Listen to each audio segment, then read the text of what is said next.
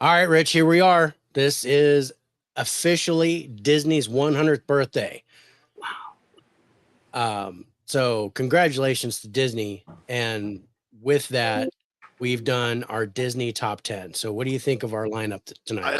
I liked the lineup. It wasn't. This was kind of harder than I thought it was going to be because we Huh. didn't want to pick just straight Disney movie after Disney, animated movie. I mean, Right. but my mind just went blank. It disappeared. Anyway, we got some good movies on here. Some people might not like them, but for the most part, I liked all these movies. Awesome. All right, let's roll the titles and then we'll introduce our special guest tonight and get this rolling. Oh, Mr. Ballbuster himself. Mr. Ballbuster himself. All right, here we go.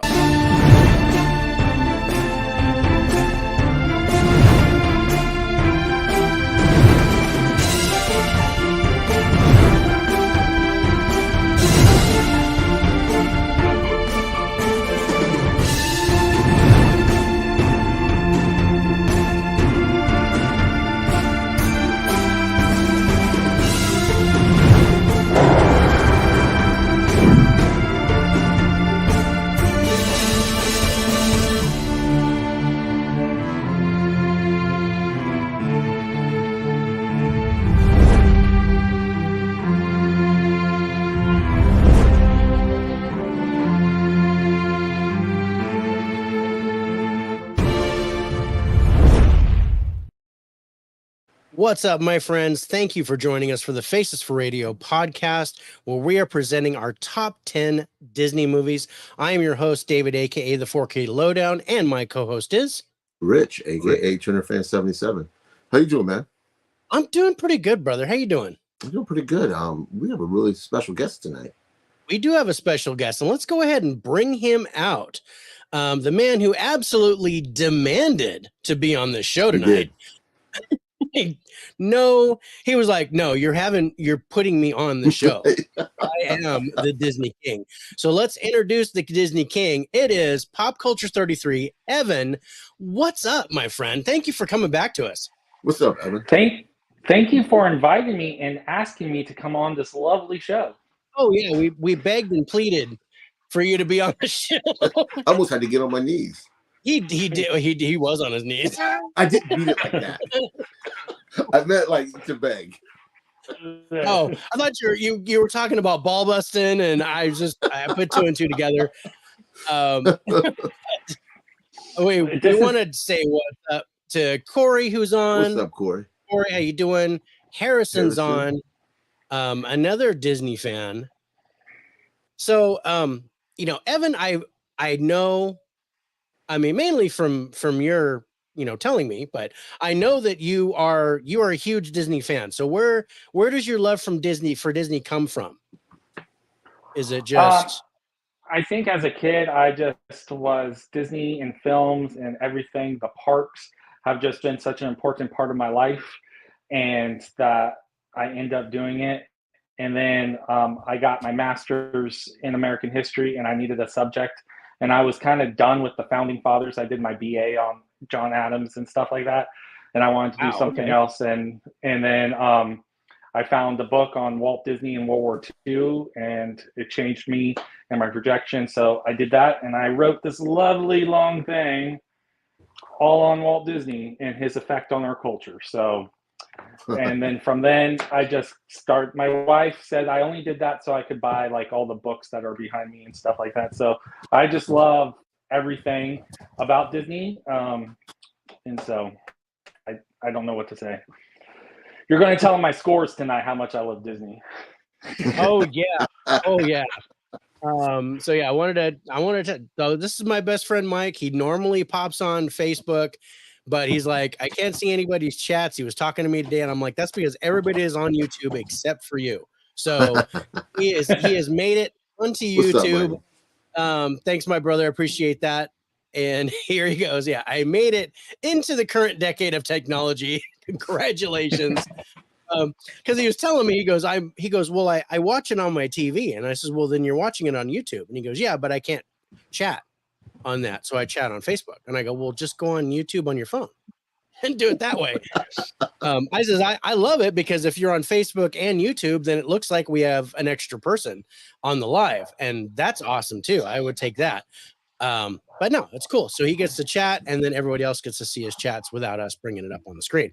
So and just Evan, to let, I was going to hold on. Okay, If you have go your ahead. iPhone and an Apple TV, I watch on the TV and it connects my phone so I could chat on my phone but watch on my TV. It's the coolest thing that I discovered a couple months ago. Mm-hmm. So I could do both. That's cool. Yeah, I mean, I have a Samsung, but you can cast it to the TV from your phone and then do the chat from there. Cool. But I think he actually uses the YouTube app from the TV. All right. So getting back to where I was at, Evan did not have a hand in our picks. Nope. So we picked our movies, and then we brought Evan in to watch the movie. So Evan, just broad brush, what did you think of our picks for this top 10? Well, for celebrating Disney's 100, I thought there was a couple of classics that were kind of off your list. Snow White, maybe a Pinocchio, a couple of like the ones. But then I also think that you guys wanted to do something different. So I was just thankful that you actually had no Pixar on this at all. The only questionable one that was technically is Roger Rabbit, because that was technically a Touchstone one. So, but most everything else was from the Disney studio. So I enjoyed that aspect. So cool. That was our plan. We were trying to stay away from Pixar and stay away from Marvel, stay away from Fox. I did not know about Touchstone and Roger Rabbit, so that's my bad. That was my pick. But still, I like it, so it's in the countdown. Well, yeah, because Disney now releases it just under Disney. Same with Nightmare Before Christmas. That is also a Touchstone original. And then they just say, we're dropping the Touchstone and just going to release it under Disney because the kids ended up liking it because they released everything that was a little like, oh, will the kids like this or not under Touchstone? And so that's Roger Rabbit and then Nightmare Before Christmas. Yeah. Well, that makes sense. I'll tell you, my kids loved Nightmare Before Christmas. We did not stop watching it all through their childhood. And Harrison says, to be fair, Disney created Touchstone. So I will take that loophole, Harrison, and say that I did pick it because now that it's now under the Disney umbrella and Touchstone was created by Disney. So do they even use Touchstone like they bought them. No. I don't think they use Touchstone anymore. I haven't seen anything in a long time. Because Touchstone was Michael Eisner's way of doing just the 80s adults getting that 80s like movies that he was famous for under Paramount. He did that with Touchstone in the sense of just getting these movies, these 90-minute movies that were just cheap, simple to use, get these actors out and make that his playground without ruining the Disney name. He wanted to capitalize on the Disney brand because the Disney brand was definitely failing in the late 80s. And so he wanted to raise that up but be able to play in the field freely without having to worry about the Disney brand. So Touchstone was created in that process. Before we get started, I have a question for you though. What do you think of Bob Iger coming back? He has an uphill battle. That's a whole can of worms. What do I think of Bob Iger before how he handled the writer strike and this actor strike? I thought he was going to be able to do it because he plays politics very well. He is really good with his words. He's great with the creators, but he's kind of digged himself a hole during these strikes that can he dig himself out? We don't know. Ooh. So, and I'm now getting scared if he's trying to sell it off. So sell to Apple. I'm more talking about the hole that Bob Chapek dug with all his stupid moves. Do you really think Bob Iger can make Disney what it once was again? Not because you have the writer strike and the actor strike that threw a linchpin into any kind of future in what Bob Iger was doing because he hurt a lot of people with some of his words. So that building up where Bob Iger just didn't care about the creators. He just cared about the money. He hurt. Then Bob Iger comes in and says, I care about you, but then I won't pay you. And so it just kind of goes against some of his messaging. So I think it kind of hurts him. So we'll see in about 6 months if the actors strike could get solved and him start making these movies and seeing what he does. He's pretty good, but he got rid of a lot of trash, and he has an uphill battle in the economy. Yeah, so we'll see. But he's better suited than Bob Chapek. So, oh, dude, that was a terrible choice. He's better suited. So. Well, that was my question. Thank you for answering it. All right, not to be outdone, the one person that I did not expect to show up on this show is Rev 4K because of love for Disney. What's up, Rev? So, Rev, I appreciate you being here, brother, but yeah, I did not expect you.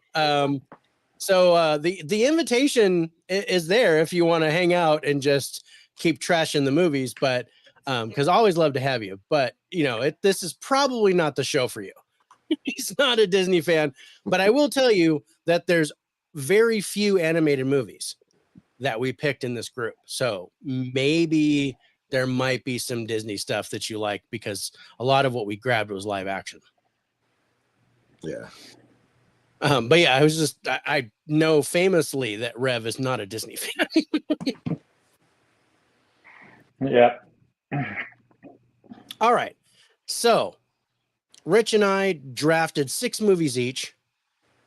And we watched them, we reviewed them, we scored them. We gave them to Evan. He scored them. Disney stuff I like. We'll see. I said maybe. But anyway, so with Evan's scores, really flipping stuff around. It was crazy. Remember you sending me that text. And Cal L's in the house. What's up, Cal? Thank you so much for being here. I appreciate it. Saying hey to Rev. And yeah, back and forth. Okay. So yeah, I will say there's some awesome scores in here by all 3 of us. And then there are not so awesome scores. But it was actually pretty close in the bottom, and then like the top 4 movies are all at least 90 or above averaged between the 3 of us. Wow. So that's going to be an interesting group. But so first thing that we do is we're going to eliminate our bottom 2. So we pick 12, we drop our bottom 2, and then we have our top 10. So what do you think is at the bottom of the barrel? What would be your pick, Evan? I think Three Musketeers. I originally was gonna think Sky High was gonna fall off, but I actually was pleasantly surprised by my rewatch of that. I haven't seen that in years. I don't know how you guys are gonna feel about Prince of Persia. Those are I think Three Musketeers has to be in it because if you guys gave that high scores, I don't know what you watched on that one. I don't think I did. Does Rich know? Do you have a guess? No, my guess, I don't ever know. I always go in blind. I don't like to know. I am going to go Three Musketeers and Fantasia. Oh, okay. Yeah. You hated Fantasia. Maybe I'll be mad if it is, though.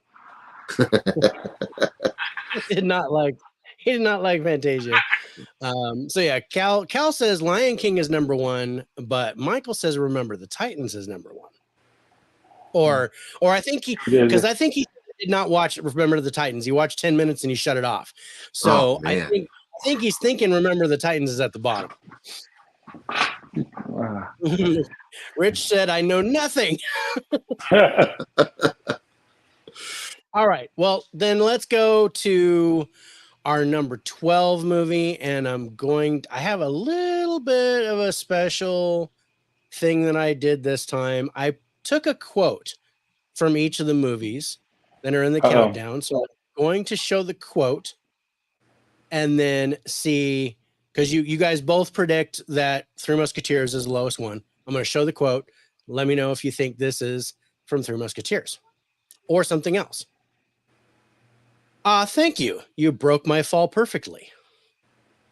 That is it. I say That's Three Musketeers. I think that's Chris O'Donnell when he falls. What was it? No, was it Charlie Sheen? One of those. I think so. I think it is. It is Three Musketeers. Wait a minute. Oh, switch. So Three Musketeers is our number 12 and gets eliminated first. This is from 1993. I am not finding a budget on it, but it did make $53.6 million in the box office, and I think it did pretty good. Now, I think it did better on rental than it did. It did better on video than it did.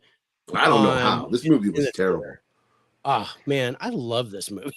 This movie, I loved it as a kid. I owned it. I used to watch it all the time. Yeah. No, I still enjoy it. It's one of those that my wife and I watched together in 1993. It was the year that our number 2 son was born. And so there's a connection where we were just starting as a family. And this was something that we could watch with the kids as they were growing up. And, we just, right. It's one of those that, it's more about the experience of being together as a new family and having the movie. And then plus it's got a great cast. I really like Tim Curry as the Cardinal. I like Gabrielle Anwar as the Queen. I thought I definitely love the cast here. I love the sword fighting was fun. Oliver Platt, I could do without him, but he was funny. So yeah, I like this movie, and you're going to see by my score how much more I liked it than you guys. But I thought this was a fun movie. But I'm not surprised that it doesn't make the countdown. I was a little surprised at how much lower you guys were than I was. I mean, I don't like Charlie Sheen. I don't like Chris O'Donnell. And Kiefer Sutherland's not the greatest.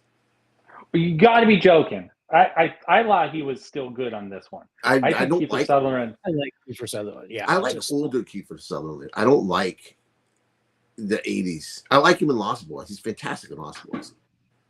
But everything else, I'm not a fan. Ref's still getting high. Ref says, never seen Three Musketeers, but it looks horrible. It is. Well, they do think it's horrible. I, however, did not, but that's okay. I need to watch this. Can I just speak to the Mila Jovovich? Yep. So yeah, Cal liked the reboot. Never seen it. With Logan Lerman, Mila Jovovich, and I did too. I enjoyed that, but I like this one more. There's been so many incarnations of the Three Musketeers. Yeah. Just a ton.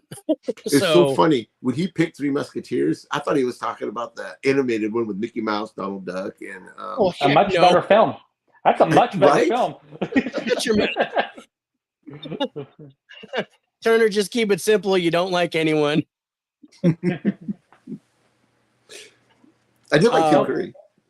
Tim Curry, and I would like to say the music on this was on fire. The soundtrack, the hauntingness, and Tim Curry, everything about the music.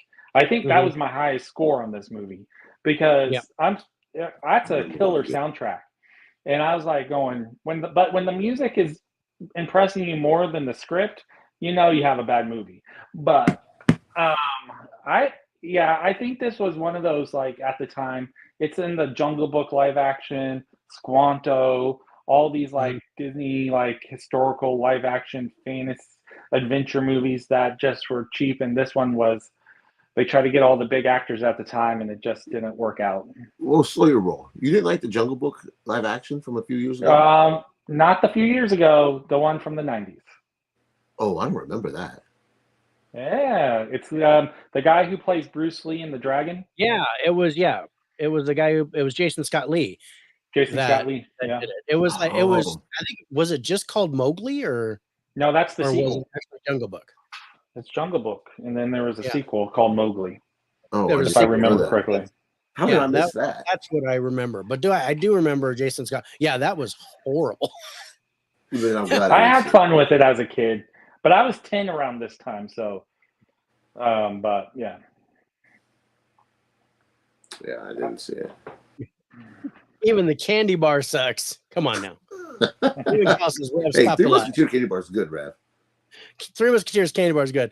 Well, Evan, that's how I feel about Jurassic Park. Awesome soundtrack. The movie is super blah. Okay. Wow. Yeah. Shots fired. No, but don't take the bait, guys. Don't take the bait.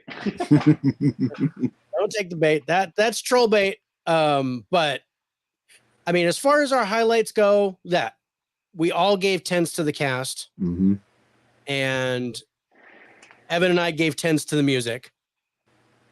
So, yeah, but my score is quite a bit higher than yours. This is actually, I joined this with our number 11 film, so we're going to go into that, and then we'll do the final scores on both, so that you can see the difference between the two, which was really interesting. So coming in at number 11, and here's the quote on it to see which one, if you guys know which one it is. Did I ever tell you about the M'Baka? Unfortunately, I can't do that voice, but try it. Try to do the voice. No. Don't get us canceled, dude. Oh yeah. I'm not going to get canceled. That's like, don't like it. That's cool. Every movie is it's really old knows the truth. Okay, so, yeah. Prince of Persia. Settle down there, Rev. That's one of God's greatest creations. It must be talking about the Three Musketeers bar. So, okay. So, any guesses? Prince of Persia. Prince of Persia. Okay. You have a guess, Rich? I'm going with Prince of Persia. Okay. Yeah, it's Prince of Persia. Hey! So Prince of Persia comes in at number 11, also eliminated from the countdown. And again, I like this a little bit more than you guys did. I still like it. I just scored it accordingly. That was going to be my answer. I watch this movie yearly. I enjoy this movie. I think it's fun and it's enjoyable. Fun, yeah. But if I'm comparing it and doing your Matrix, it has some major weaknesses in the type of film it is. I picked this.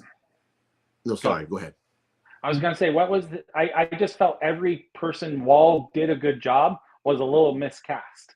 I mean, so it's a tough one because it's fun to watch, but Jake Gyllenhaal as flying around, Wall, it was fun to watch him. He didn't feel like he fit in that world, if that makes sense. I agree. And he's the reason I picked this movie, because every countdown we do, every top 10, I try to get a Tom Cruise or a Jake Gyllenhaal movie in there. Jake Gyllenhaal. Or if it's a comedy, Jason Bateman. Jason Bateman. Those are my three go-to actors. Those are his three. I mean, his hall passes, I guess. But that's who he picks every time. But going to our highlights on this one, Rich, you gave a 10 to the cinematography here, which I thought the stunts and the action scenes were really good. So I actually gave that a 9. Evan, you and I gave the story a 10 here. Yeah. Which was interesting. And then I actually gave a 10 to the cast because I recognized everybody from the stunt work and the people. I was like, oh, I know that dude, and Jim Adderton and Jake Gyllenhaal and Alfred Molina, who's the one that did that quote. But is that kind of a deep voice that I just can't do. But anyway. It might be slightly racist too. It might be slightly racist if I did. It would definitely be racist if I did. So Harrison says that movie had so much potential. The ending is what I hated about it. Okay, I get that. Question: Prince of Persia or John Carter? Well, you gotta wait and see. John Carter. Watch John Carter's in the too. Don't spoil it, Rich. Oh. My bad.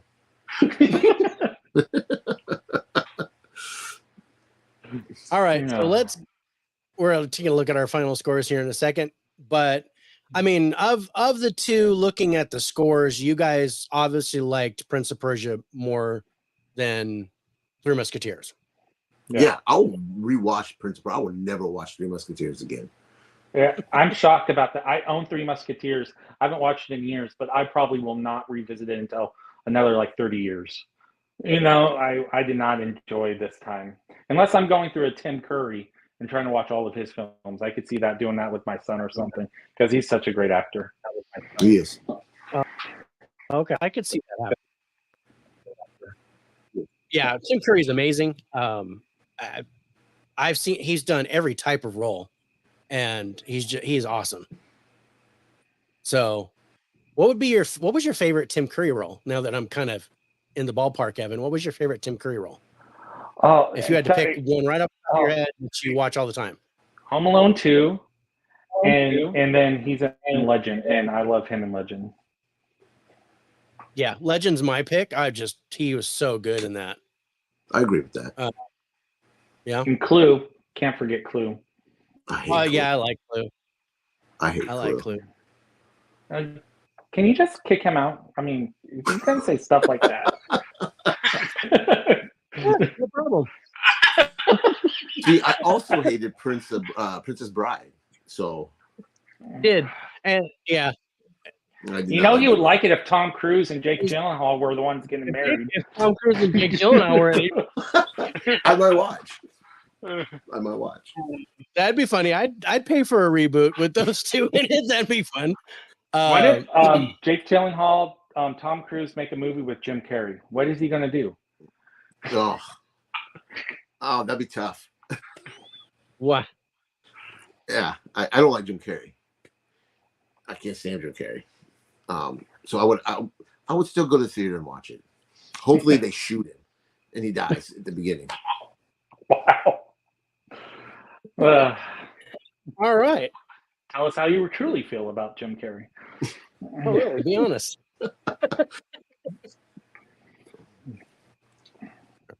So, my daughter's sitting right here. My middle daughter. She's joining me tonight. Oh, nice. I'll be kind then. No, you don't have to be kind. She busts my balls all the time. Corey likes John Carter. Tiana's in the house. Tiana? Hey, Tiana. Hello, Tiana. And yeah, Tiana, I'm lucky enough to run into you again. Michael says he watches Three Musketeers every year. See, I knew there was a reason why you and I were best friends. Is he watching Corey, the same version, or is he watching the Mickey one? Because that's a whole different one. He's probably watching the same version. I don't know if he watched. And then what's up, Jeff? John Doe Juggalo's in the house. How you doing, otherwise known man? as Jeffrey. Good to see you, my friend. I'm trying to catch up with the chat. Okay, so let's go to our final scores on the two that are eliminated, Three Musketeers and Prince of Persia. Here we go. For Three Musketeers, IMDb gives it a 6.2. Rotten Tomatoes critics score 30%. Audience scores 62%. Rich, you gave it a 62. Evan, 64. And I gave it an 81. So average score was 59, and that's why that was gone. For Prince of Persia, IMDb score was 6.6. Rotten Tomatoes critics score 36%. Audience score 58%. Rich, you gave it a 74. Evan, you gave it a 70. I gave it a 78 for an average score of 74. So a number 11 out of 74. Wow. What are the scores going to be for the top 10? Right? That's crazy. Like I said, I told you the top 4 movies are over 90. Yeah. Wow. With the average between the three of us. That's nuts. So I was like, whoa. That was pretty good. All right. So we're getting into our top 10. We're starting our actual countdown. What did you guys think? What do you guys think comes in at number 10? I said Fantasia for one of these. The 11 and 12. I'm going to go with Fantasia or Holes. I'm going with Sky High or Holes. I'm hoping Fantasia is a little bit higher. Me too. Actually, I know where it's at, but I was hoping it was going to make the countdown. Well, it made the countdown because it didn't get eliminated. So let's go for it. So let's go to the quote. Man, there's a whole bunch in the chat. Oh my goodness, you guys, it's awesome. We appreciate it. We appreciate you guys jumping in. But yeah, everybody's saying hey. So, oh yeah, Mike says live version, which I thought. Hey, what's up?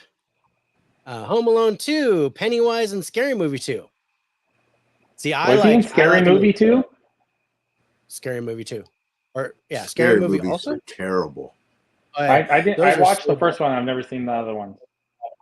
So, Cal, what up? So, Michael is still on number 10. Remember the Titans. That's awesome. All right, so let's go to the quote for our movie at number 10, and here it is. Why don't you stick that welding torch in my ear and call it the end of a perfect day? Ooh. I'm terrible at quotes. Willing. I'm gonna. Oh shoot! What happened to Willing Torch? I'm gonna. That's not Fantasia. I know that. Roger Rabbit. Oh yeah, maybe. I'm gonna go with Sky High. Maybe they did that joke. I even though I just watched it, I don't know. I don't know. What was it? Hold. Right. I'm going Sky High because that's what I'm picking. Coming in at number 10 is The Rocketeer. What the heck? I didn't. Yeah, this was a fun movie. You know what? It's the pictures are throwing me off. You're blocking The Rocketeer. I need to get my list out. How is that so low? Is it Rich's fault? That's all Rich's fault. Probably my fault.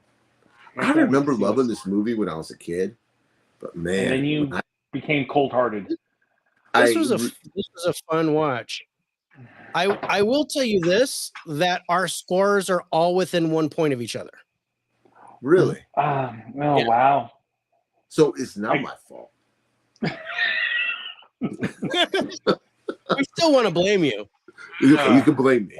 But your scores is the lowest, Rich. There you go. Okay. Can we just say that poster is amazing? I agree. I do love this poster. I would put this in my house. I like that poster.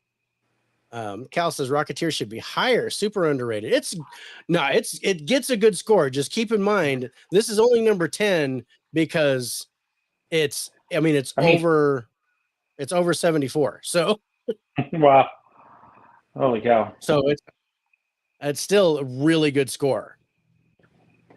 It's one of those movies that I love, but you got to admit that you have to. It's made in a period that it might not hold up. Yeah, that was my issue. That was my issue too. It was a little dated when I watched it, but I remember loving it when I was younger. Me too. So I went kind of based off that, but how I feel about it now a little bit as far as I took it for the acting and stuff for how it is now, but for like special effects and things like that, I took it for back then. So that way I could give it for its time. The special effects were pretty darn good. Yeah.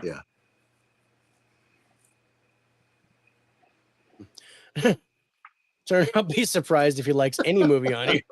I do. Trust me, I do. He does. I mean, he picked 6 of these, and this is one of them. Yeah, I picked this movie. He picked this. Was this a first time watch for this one?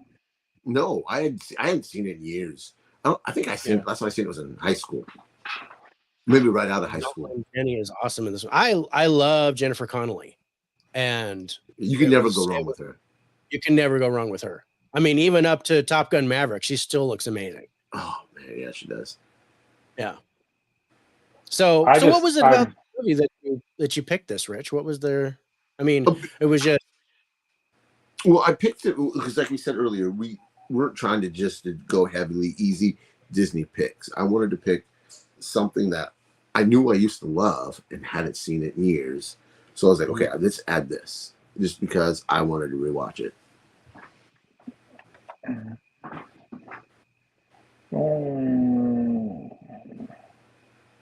All right, so let's take a look at some of our highlights for it. Or do you want to know how much it made? Yeah, tell us how much it made. Let's take a look at how much it made.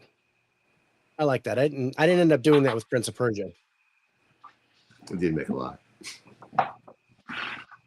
So I'm going to check Prince of Persia really quick. So I think Prince of Persia had falling out of the John Carter. Because I think it comes after John Carter, so people didn't give it a chance, if I remember correctly. Yeah. Ooh. Well, I don't know. I'm not so sure. So, okay, it had a budget of $200 million. Ooh. and it made $336.3 million in the box office and $53.1 million in video sales. Still didn't make its money. It didn't make its money, but it's better than I thought it did. Yeah. And I'm pretty sure it was Jake Gyllenhaal's name on it that kind of brought them in. Did you guys play the video game? Oh yeah. I don't think so. I don't think I played it. Oh yeah, her in Dark City. Yeah. Talking about Jennifer Connelly. It doesn't matter. Her in Labyrinth, she was cute. But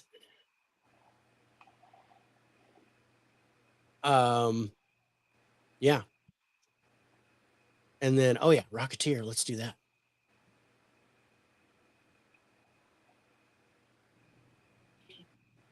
As soon as I learn how to spell. Because it's like, I'm never going to find that movie. And I'm like, oh. But The Rocketeer, I remember I went to the theater. I saw this a couple times in the theater. I just love this. I had the toys. I'm reading the comics now. We talked about that on Rich's Comic Talk. Right. I just love this character. I love the stories. I love the Gilded Age style. I was big into Dick Tracy, and this is, I think, very similar to a Dick Tracy story, especially with the henchmen's and stuff like that, where, larger than life and stuff like that. And it's a fun movie. It's a fun movie. And we got some recasting or reboot news with some casting too for the reboot of The Rocketeer. Is it a show or a movie? I thought it was a movie. Yeah, see, everything's up in the air, and I'm getting confused about it. I could be wrong. Yeah. So The Rocketeer had a budget of $35 million and made $46.5 million in the box office. So it died too. Yeah. I always want to know, like, when we do this, like, what came out during that time, especially with these older movies. Mm-hmm. Yeah. Because that's usually what killed the movie a lot more, is when it was released, not if it was a good movie or not. Right. Because, I remember growing up, like, so many movies came out on a Friday. And then you also had the slow rollout. I remember when, like, some movies would be released, but my theater didn't get it for a couple weeks because, it's going around, Yeah. So.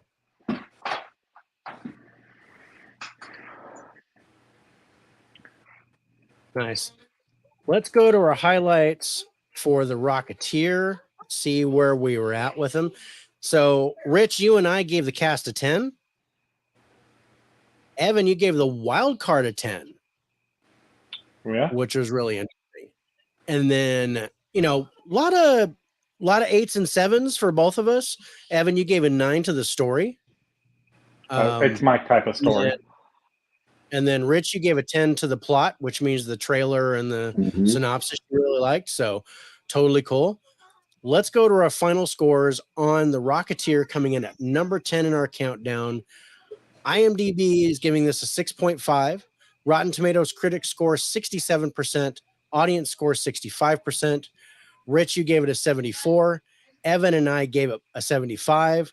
So for our average score, 74.7. See, Rich, look at that low score you gave it. How dare you? And that is why we blame you. I'm a rat bastard. What's up, Holland? Thanks a lot for joining us. Rocketeer was cult even when we were young. Yeah. Oats. All right, so let's go to number 9 on our countdown. And you guys have been talking about it, so let's do the quote. So I will say that you guys have mentioned it. And here's the quote. Make sure I get it right. If life were suddenly to get fair, I doubt it would happen in high school. Holes. Or is it Sky High? Sky High. Sky High.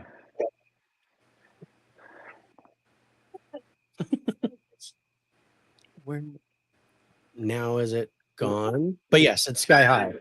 Suspense. Remember I said it was blank, and now I can't find it. There it is. I guess it went to the Sky High. It did. It went Sky High. Sky High comes in at number 9. Yeah. Good job. Good guesses, you guys. So yeah, Sky High, number 9. This was fun. It was. It's much better than I thought. I remember I saw it in the theater and I wasn't impressed, but I was in that adult age it was a kid movie, but I still liked it. But I rewatched it. It was much better than I remember. Yeah. And Kurt Russell killed it. I loved him in it. Yeah. I thought this was a lot older than what it was. Yeah, no, this is 2005 or something like that? 2006, 2005. I thought it was like early 2000, like 2000, 2001. Yeah. But I didn't realize it was 2005. I think a lot of people discredit that era of Disney, and they shouldn't. And because it wasn't as good as the 90s, but tell you the truth, it's still great stuff. I mean, I know a couple of stuff like Lilo and Stitch is getting a little bit more love lately in the last few years. Chicken Little, Treasure Planet. I mean, these are getting more respect over time. Emperor's New Groove. Yeah. Emperor's New Groove. And you have a lot of these live action Disney films that were just charming would be the word. Were they fantastic films as like what they were producing in the 90s? No. But were they terrible films? No. And I just think a lot of people look over some of these, and I'm included because I forgot about Sky High, and I thought that was going to be my lowest score. You gave me crap for picking that. I was shocked, and I watched Three Musketeers, and I went, oh, I guess I watched Sky High. I might be a little bit better than this, and it was a lot better, and I was like, awesome. Yeah. On the one hand, I'm like, good, and then the other hand, hey, but so, but yeah, I remember because you were like, why did you not pick Snow White? Was your first question. I remember that. And then why did you pick Sky High? Was your second question. And I was like, hey, I like Sky High, and then I explained what the thing is. Again, this is another one I watched with my kids, and it was a lot of fun. So. Corey says, I always liked Sky High. When my son was younger, he would want to watch it all the time. That's awesome. Same thing. I remember catching this on TV a lot as a kid. Yeah. As a kid, you're still a kid.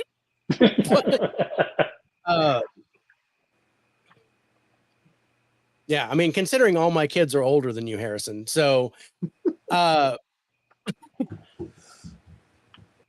you still made me watch The General. But he gave us 12 Angry Men. He gave you 12 Angry Men. Well, he gave me 12 Angry Men, yeah. He gave me one angry old man for making me watch Sound of Music. But yeah, I'm glad you guys enjoyed this as much as you did, because I'm glad it's in the countdown. It's a fun watch. Good superhero action, a little cheesy, but it's supposed to be. You got a young Mary Elizabeth Winstead, you got Michael Aragano, and then you got Kurt Russell, Kelly Preston, you got Linda Carter in a glorified cameo as the principal. It's totally cool, especially when she says in the end, she's like, I'm not Wonder Woman, Yeah. And the special effects in it were great too. I was just gonna say that the special effects hold up. I mean, I watched it on Disney Plus, and I'm gonna admit I was watching it on my iPad because I was trying to catch them all in, and it looked great. I didn't notice anything. It looked fantastic. Yeah, that's cool. Let's check out some of the highlights that we have for Sky High. So, Rich, you and I gave the cast a 10, and you gave the plot a 10. Evan, you gave the wild card a 10. And then again, we have 8s and 7s. I think I gave a 9 to the wild card, and I gave an 8 to the plot. So did Evan. And Rich, you actually gave a 9 to the cinematography as well. So that was pretty cool. So in this case, Rich's scores were higher than ours. And Wow. I was like, cool. This was your pick, so this was my pick. And it's interesting, says, you know, Evan lowballed it, you highballed it, and I was like right in between you guys. So oh, right. Bruce Campbell, yeah. He's a gym teacher man. Yeah. Yeah, dude, this is a fun watch. If you guys have not seen Sky High, this is worth checking out. Yeah. And yeah, it's on Disney Plus. I think all the movies that we picked are on Disney Plus. Yeah. So at least that was our goal, was to make sure they were all available. So you can watch these if you haven't seen them yet. I guess aside from Three Musketeers, I'm not going to make you guys watch it. But yeah, but let's shut up about Fantasia. Yeah. You shut up about Fantasia. Because, okay, so let's take a look at our final scores on Sky High, coming in at number 9 in our countdown. IMDb is giving this a 6.3. Rotten Tomatoes critics score 73%, audience score 57%. Rich, you gave it an 81. Evan, 71. And I gave it a 76. Like I said, right in the middle. So our average score is 76. And that's number 9. So it's only getting better from here. So what do you guys think is at number 8? Has to be Holes. I guess if Rich, I don't know what Rich scored Fantasia. So if he really hated it as much as he's saying, I didn't like it. We get it. We understand. He was oofing me a lot. He would DM me. And it was long.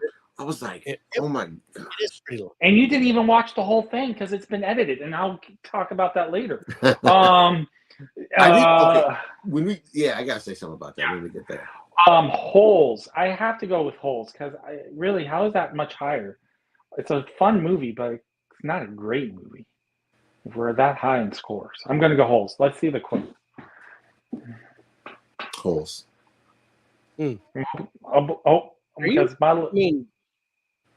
Evan, do you know how you scored Holes? I scored it high. You did. But I also you did missed some low on that one. So I will tell you that Holes is not here. Really? But let's go ahead and go to the quote. Is it Roger Rabbit?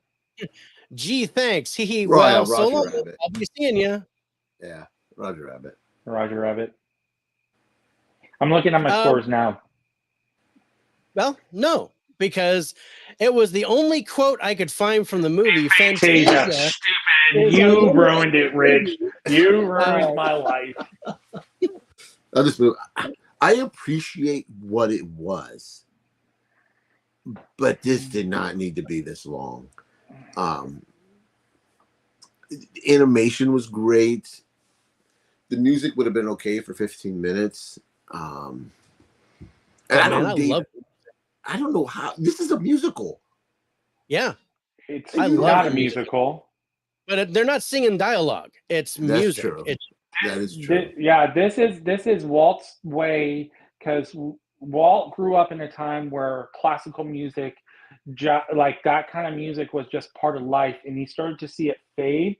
And he's seeing this technology rise. He goes, what if we merge the two? We don't have to have one or the other. We could have both. And let me expose. So that's why, if you notice, like the mini shorts, the skeleton is always classical music is behind that, because it's a way to expose kids. Charlie Brown is another one, because he liked jazz. Schultz liked jazz, and he puts that in there. And so it's just a way to expose kids that might not be exposed because the radio says it's not popular anymore. And he just wanted to push the boundary of animation without needing to worry so much about story. But look at what we could do with animation. And it was just to show off his people. It's literally just to say, hey, look what we can do. And we might not have a story for you that will be in a theater or these shorts, but look at it. And it's just gorgeous. And I love it. I agree. Yeah, this was hard to grade. This was hard to score. This was you when we talked about it, I was like, oh yeah, this is this is hard to score because there's no real acting, there's no real story.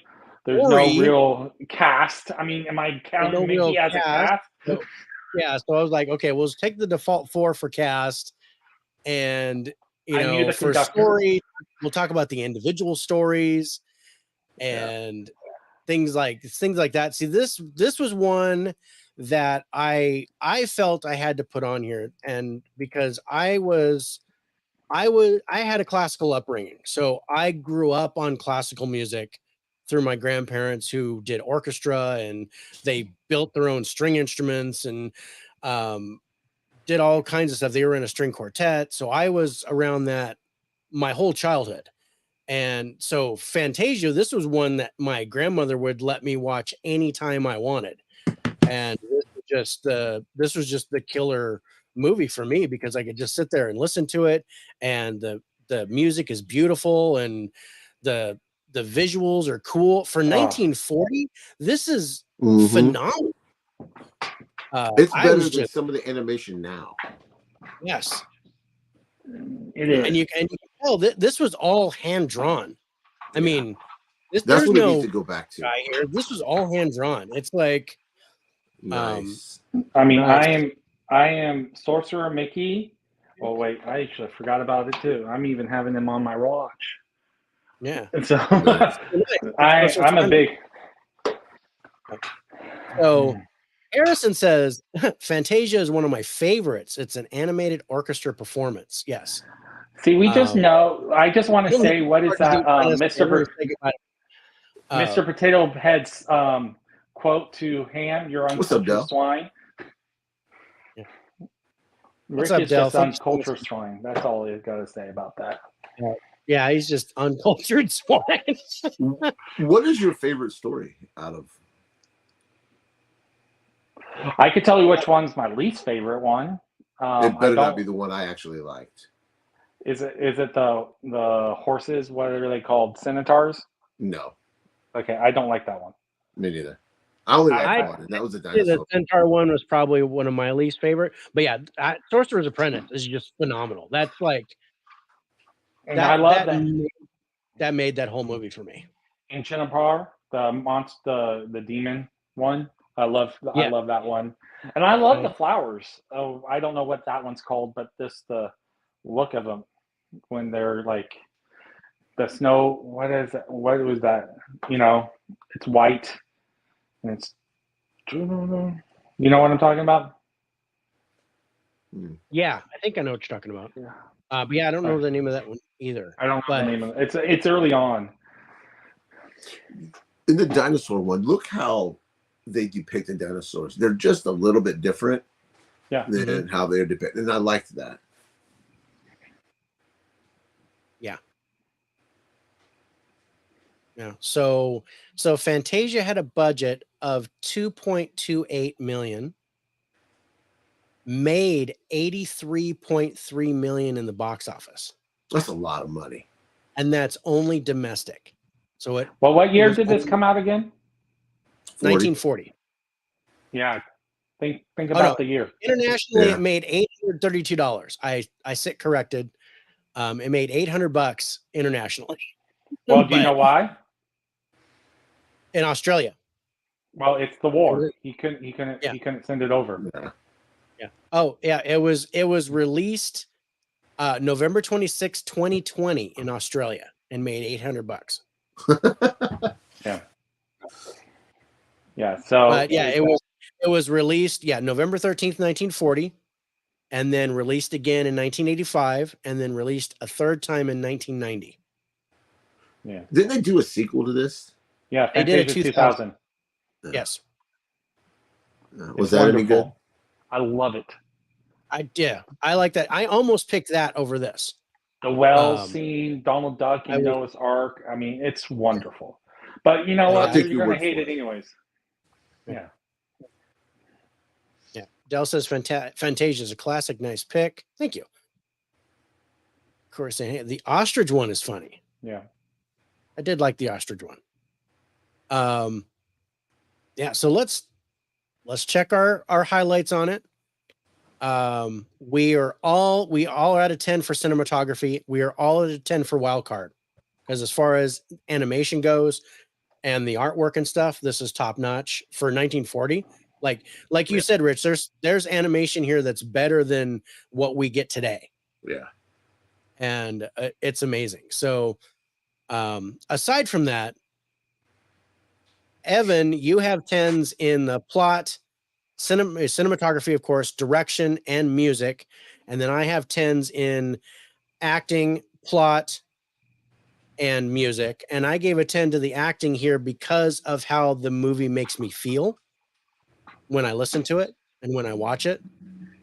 So I believe that was just as strong as someone doing like a best actor performance, like what we watched in past lives, Rich, how the acting in that was so good. It made you feel the emotions of what they were going through.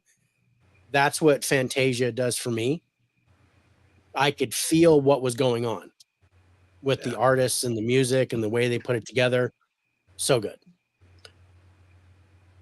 Let's go to our final scores on it and close this one out.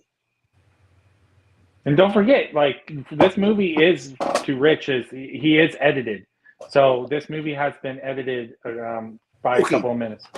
Yeah, I noticed it's a little bit off from what I remember. The Centaur one is definitely edited because of Sunflower, a very racist character. My cats was are a acting Centaur. up, sorry. That's okay. He stole your earbuds. Sorry. He wants to listen to Fantasia soundtrack. He heard it was good. Yeah, I mean that's the Fantasia soundtrack. I mean, my grandmother played that for me on the cello and the organ and stuff like that. She would play those songs. Okay, now think about that. Think about the power of music and the power of this movie. That is, you brain is connected and your heart's connected to your grandparents. And then you scored so lowly. How dare you? I know, and you just how dare you? You just put it in a bag, lit it on fire, and put it on my front porch. Oh, man. I'm curious, so I checked that $83 million box office in 1940 translates to about 1.8 billion. That's crazy. That's crazy. And this was called a bomb for Walt Disney. This was called a failure. Oh yeah, really? Because it did not do what they were expecting, because they just thought Disney was going to be perfect. And how are you going to do it? Some people were projecting way more money than it was supposed to be. But with the war in Europe, it would have made more if he was able to show it all through Europe. But the war was going on over there. We hadn't entered it, but we couldn't go.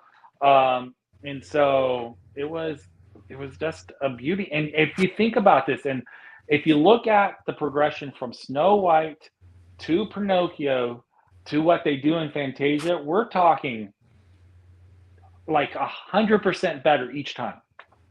Yeah. And a lot of people don't realize that Pinocchio was the second film. We go from Snow White to Pinocchio. There was no in between of like, kind of a step better, but it was just 100% better. And so, your cat just jumped something? Yeah, was like, he jumped something. Oh man. Well, just to give you an idea, so Snow White, I looked up the number. Snow White was released in 1937, right? And it had a budget of 1.4 million, and it made 187 million in the box office. Yeah. So I could see how this was viewed as a failure because it made like half that. Yeah. And it had a higher budget.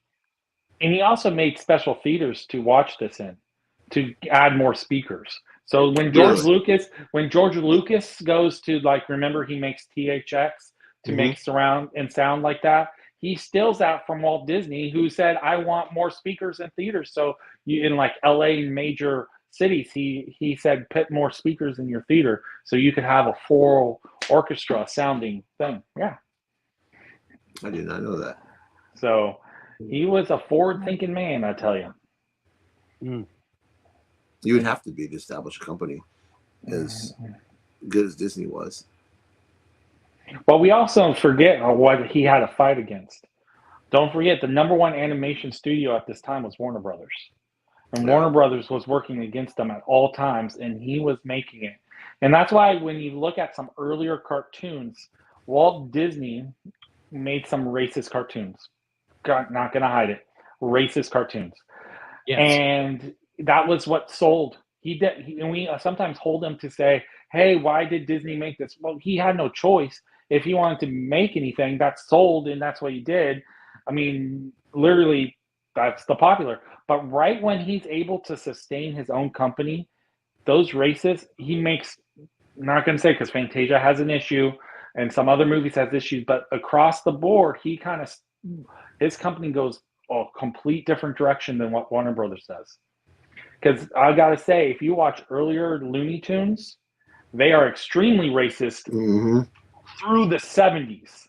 At times, and Walt Disney, you're gonna get pop-up cases where it's like, oh, that was a misjudgment.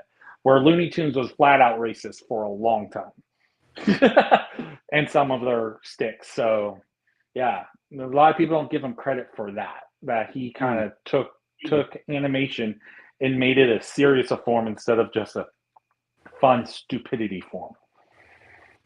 So, since the animation studios were rivals. I mean, was it real? Because I don't remember Roger Rabbit when it came out. I don't remember. How did that work? How did they get Steven Spielberg? He was the middleman to get them together? Steven Spielberg was so big and he wanted to do it, and he was a producer. And everyone wanted to work with him. So Steven Spielberg pretty much. The documentary on it is very interesting to explain how they do it. And Robert Zemeckis was on a high. And so they were just able to do it, and Warner Brothers was on its way down. Disney was king. And so it was just a nice way to do this. And it was released under Touchstone, not Disney, and that was part of the deal too. Right. Right. We talked about that. So, all right. So let's go to our final scores on Fantasia coming in at number 8 to close this one out. IMDb gives us a 7.7. Rotten Tomatoes critics scored 95%, Rich, 83% audience praise. Rich, you gave it a 61. Evan gave it an 85. I gave it an 84. Our average score is 76.7. You're going to bust my balls, ain't you? A little bit. I'm going to say nothing to you right now, but you're never going to know when it comes back to haunt you. He doesn't even want to talk to you. I don't want to look at you right now. I can't believe he did that. I'm sorry. I can't lie. I'm pretty sure. I don't think this was your lowest score, wasn't it? Yeah, because you gave Three Musketeers a 62. So this was your lowest score. Really? Now you're getting a Fantasia cake for your birthday next year. That's all I'm going to do. I'm gonna just send you like music. I'm gonna just send you some of the music from the movie. I'll play it during the show. No, please. I was like, let's hear it for it, everybody.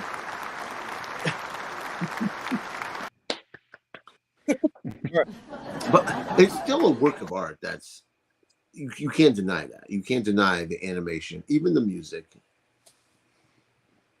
Of course, is money.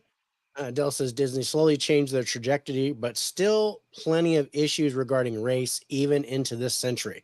Yeah. I agree. Yeah, absolutely true. All right. So speaking of race, let's see what's at number 7. Do you guys want to guess, or do you want to see the quote? See the quote. All right, let's see. We've been wrong. It's been fun though. I'm really glad you guys are here because this has been really cool to kind of get what you guys think, and then I thought I'd try the quotes instead of doing like little movie clips and stuff. I like the trailer. I wish I knew. I would have paid attention more. All right, so here's the quote for the movie coming in at number 7. Is that a rabbit in your pocket, or are you just happy to see me? Wow, Roger Rabbit. That movie has a lot of inappropriateness in it. Right? Like I said, speaking of racist stuff. So our number 7 movie is Who Framed Roger Rabbit? 61. Damn, Rich. It's tough. Have you seen Roger Rabbit? Have you seen Roger Rabbit? What was Sorry, the I'm answer? talking to my daughter. Sorry. I know. What was the answer? Has she seen it? No. No, she hasn't seen it. Mm. Oh, I maybe one of my watching dad with Malia at some point. What was this rated? This was PG-13. This was It should PG. be. My It should be PG-13. PG-13. But don't forget, PG-13 when this came out was like brand new. A lot of things. Yeah, that it should was have been PG. spanking new. But yeah, when Oh, Rich, there's your girlfriend right there.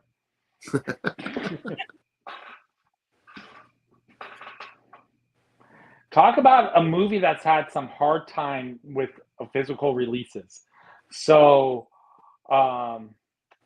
this one had Jessica Rabbit's like crotch show, like it was underwear when she does a crash, and they had to like draw over that and stuff.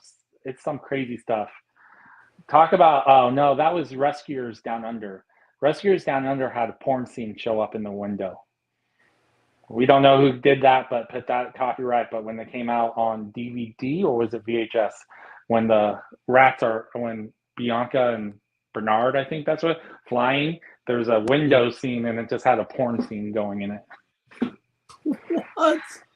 Yeah.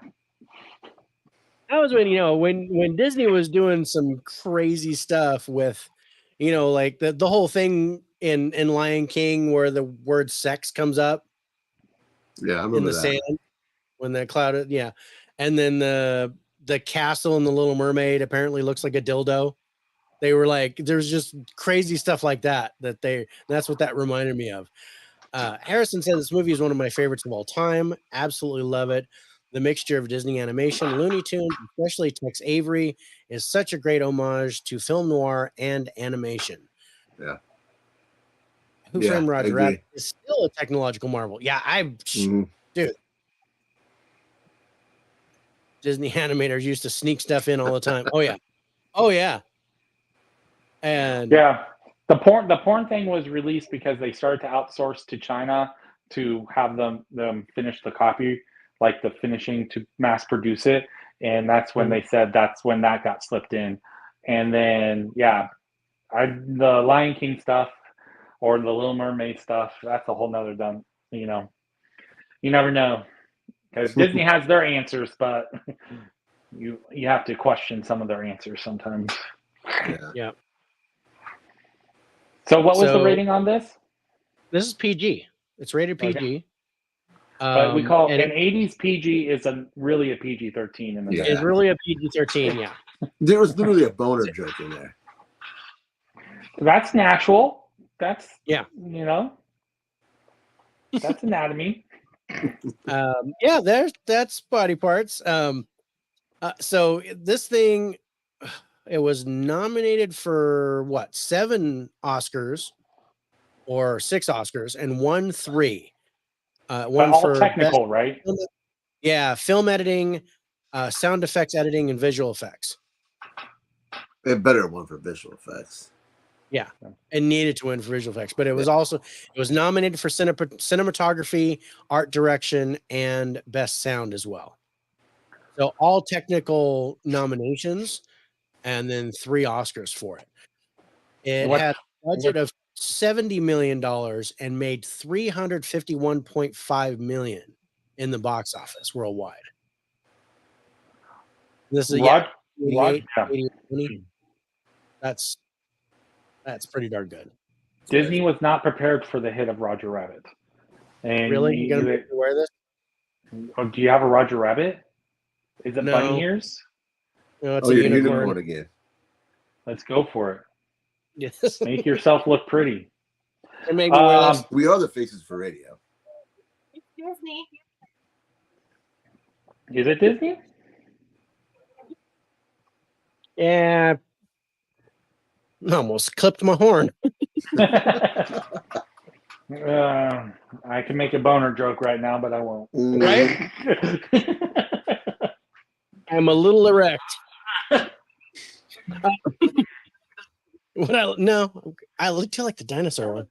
We are now PG in the 80s. So got this one. Where did you get those? Little dinosaur. My daughter's handing them to me.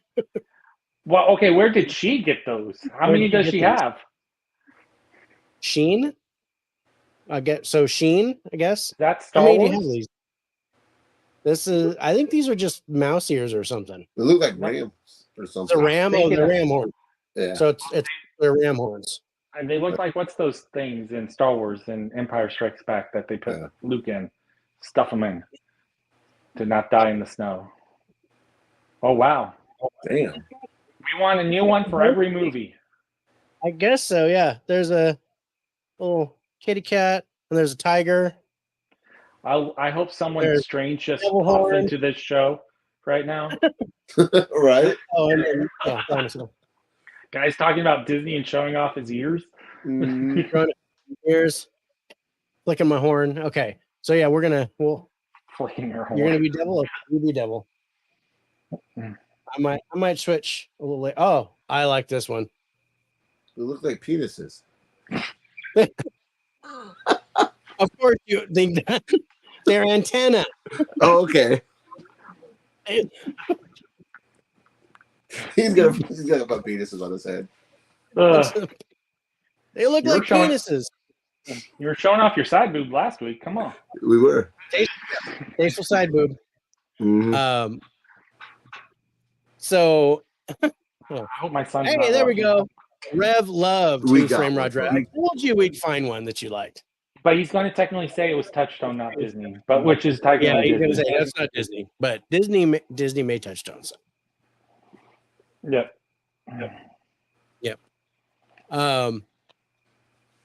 All right.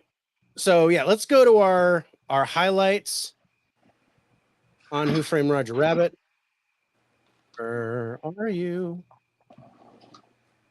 There it is. Because I just put Roger Rabbit. Okay. So let's see. Rich, you and I gave 10s to the cinematography, and Evan gave a 10 to the direction. We all gave 10s to the wild card. And then there's some 9s in here. For me, I gave 9s to the ending, the story, and the direction. And I think, Evan, you got a lot of 8s in here for acting, plot, story, cinematography. Rich, you gave 8s to direction and music, and then 7s to plot, ending, and script. So altogether, this is a solid movie. This was a lot of fun. Mm-hmm. I enjoyed watching this again. The revisit was really cool. Because I remember that, and just with the Looney Tunes and everything. This was dug your it. pick, right? Yeah, this was my pick. And they have new shorts on Disney Plus for Roger Rabbit. Oh, okay. I didn't know that. I don't think I remember seeing that. But yeah, I just grabbed the movie and just put it in my player. I didn't actually go to Disney Plus because I own all these. So let's go ahead and go to our final scores on Who Framed Roger Rabbit, coming in at number 7.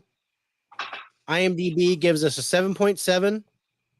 Rotten Tomato critic score 95%. Audience score 85%. Rich, you gave it a 73. Evan gave it a 79, and I gave it an 83 for a total average score of 78.3. That's a good score.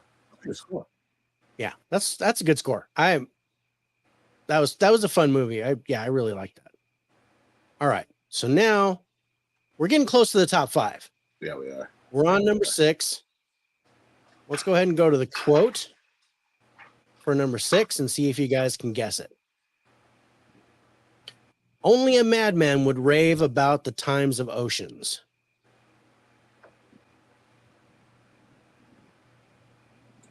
No cheating. I'm looking at all the list of the movies. I can't see them. Oh, okay. I don't know. I'm hearing an echo. Are you hearing an echo? Yeah, I'm hearing it too. Well, I'm not. But I've got like echo cancellation and stuff on my board. I'm probably not catching it. Who's echoing? Do you know? It's both me and Rich. You are not. Okay. I'm gonna go holes. I'm sticking with my holes. You're sticking with your holes? Yeah. With David's. Yeah. Harrison here's an echo too. I'm going holes. Yeah. Yeah. Number 6 is Really? John Carter. I like this movie. This was my pick. I don't care what anybody says. This is a fun movie. Yeah, no, I like this movie. And this unfortunately, caused the demise of Disney employees, and Evan was talking about that before the show. But this was the very first major Rotten Tomatoes bomb before the movie came out. So it got terrible reviews, and the movie wasn't even out. They were just using it to abuse the system. And then no one saw it. I mean, the only thing I didn't like about this is that we were getting trailers and stuff for like years before it came out, and I just felt that they just saturated it. But I enjoyed it when it came out. I liked it. It was fun. I did too. Good special effects. I thought the acting was good. Now this is based on the book The Princess of Mars, and there was also a movie previously called The Princess of Mars, starring Antonio Sabato Jr. So if you guys get a chance to see that, I think you will like John Carter more and more, because that movie was awful. Nate loves holes. I mean, Turner fan loves holes. There's Nate. Nate says, "Hey guys, can't stay, but wanted to pop in and say, hey, we'll definitely catch a replay." I'm sorry, Nate. I said you love your holes. Turner fan loves holes. Dale said Pirates of the Caribbean. We can't do Pirates of the Caribbean because we had previously used it. We previously reviewed it, so that's one of the main rules for when we draft these top 10 lists is we can't have already reviewed it on one of our other shows. High fives do not count. So if we bring someone in for a high five and they pick it, then we can still do it. And that's why Holes is in our countdown, because that was one that Mega Mike the Movie Man picked for our high five, and we hadn't, so we could actually use that on the top 10 list. Because it makes it a little bit more tougher, to pick the movie. We don't want to always be easy and pick the ones that everybody always picks. Yeah. This is a big bum, but I liked it. Right? Okay, it's okay at best, but John Carter over Roger Rabbit is insanity. It's based on the average score of the three of us, so that's just how the ball bounced. I think to this, really too bad how bad it bombed. Yeah. And you got to admit, the wild card, I don't know what I gave the wild card at the top, but some of these you rate them different because they're technically different genre of movie. Yeah. We're rating kind of in that genre too. Yeah. Now, and Roger Rabbit, we all gave 10s to the wild card. Yeah. Because I technically call that a comedy. So,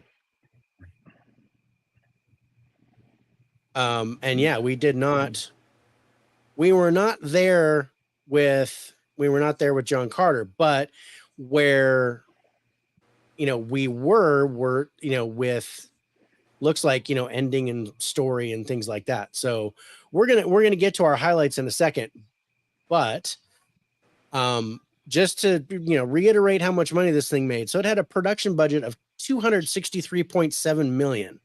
Wow. It made $282.7 million in the box office and $41.9 million in video sales.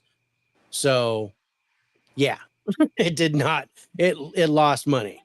It barely made its production budget, and you kind of want to do like triple in order to actually make a profit off of it. But I enjoyed that. My wife enjoyed it. We loved it in the theater. We bought it when it came out. I think I have the 4K. I think I bought it on 4K when the 4K was released. This is in 4K? I think so. And I could be wrong. I didn't think it did, but I could be wrong. Nope, I don't have it on my shelf. I don't have it in 4K. How did I kept thinking I watched it in 4K. And Rich, Mega Mike remember is in the the- house. He says Hey, everyone what's up, loves Mega holes. Mike? Everyone loves Rich's holes, apparently. So For the right price. For the right price, this hole can be yours. My holes Hey, are the your economy's holes. bad, man. We're gonna get So canceled my real quick, OnlyFans aren't we? account is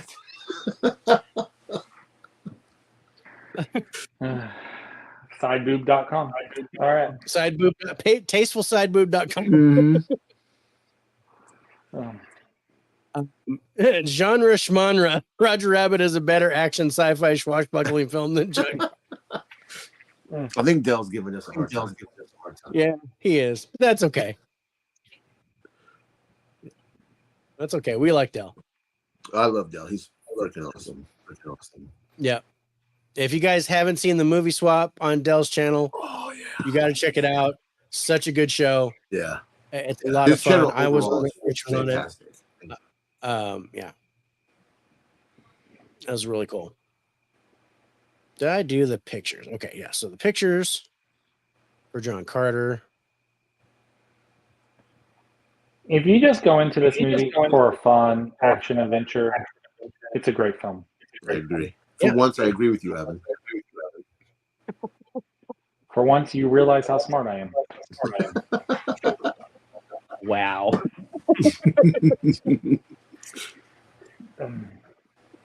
All right. On that note, let's go to our highlights for John Carter.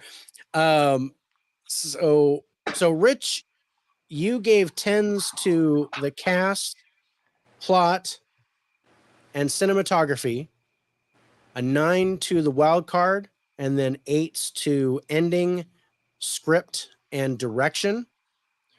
I gave 10s to the cast, story, and that's it. 9s to ending and cinematography, and then 1-8 to the plot. Evan, you gave 10s to the ending, story, and cinematography, and then 1-9 to the plot, and no 8s. Everything else is 7s or 5s. To be honest, your rubric sometimes kills it for me. And that's okay. I'm not going to say that's the point, but I try to, give like a variety of things that we're looking at so that our score tends to be more objective. And instead of just, oh my God, I loved the cinematography here, so this is a 10.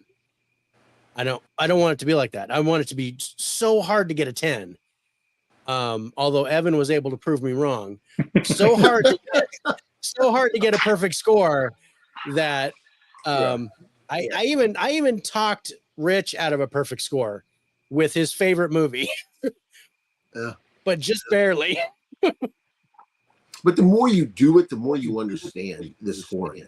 Because now I say it's a million times, I can't watch a movie, even when it's not for the show, any one of our shows. My brain says, okay, this is a 10, or my brain automatically goes into scoring mode. As long as it doesn't take away the enjoyment of the movie for you. No. But I know he's like, dang it. I'm sitting there going, okay, the cast is a 6. Oh, wait, I know that guy. That's a 7. And then you're talking, okay, the acting, nope, that wasn't very good. Or it looks like, that was written poorly, or because he'll, I've been doing this for 11 years now, and this scoring system. So it's automatic pilot for me. I'm watching the movie and I'm automatically doing scores in my head. And then I finish the movie. I walk over to the computer. I write it down on my spreadsheet and I'm done.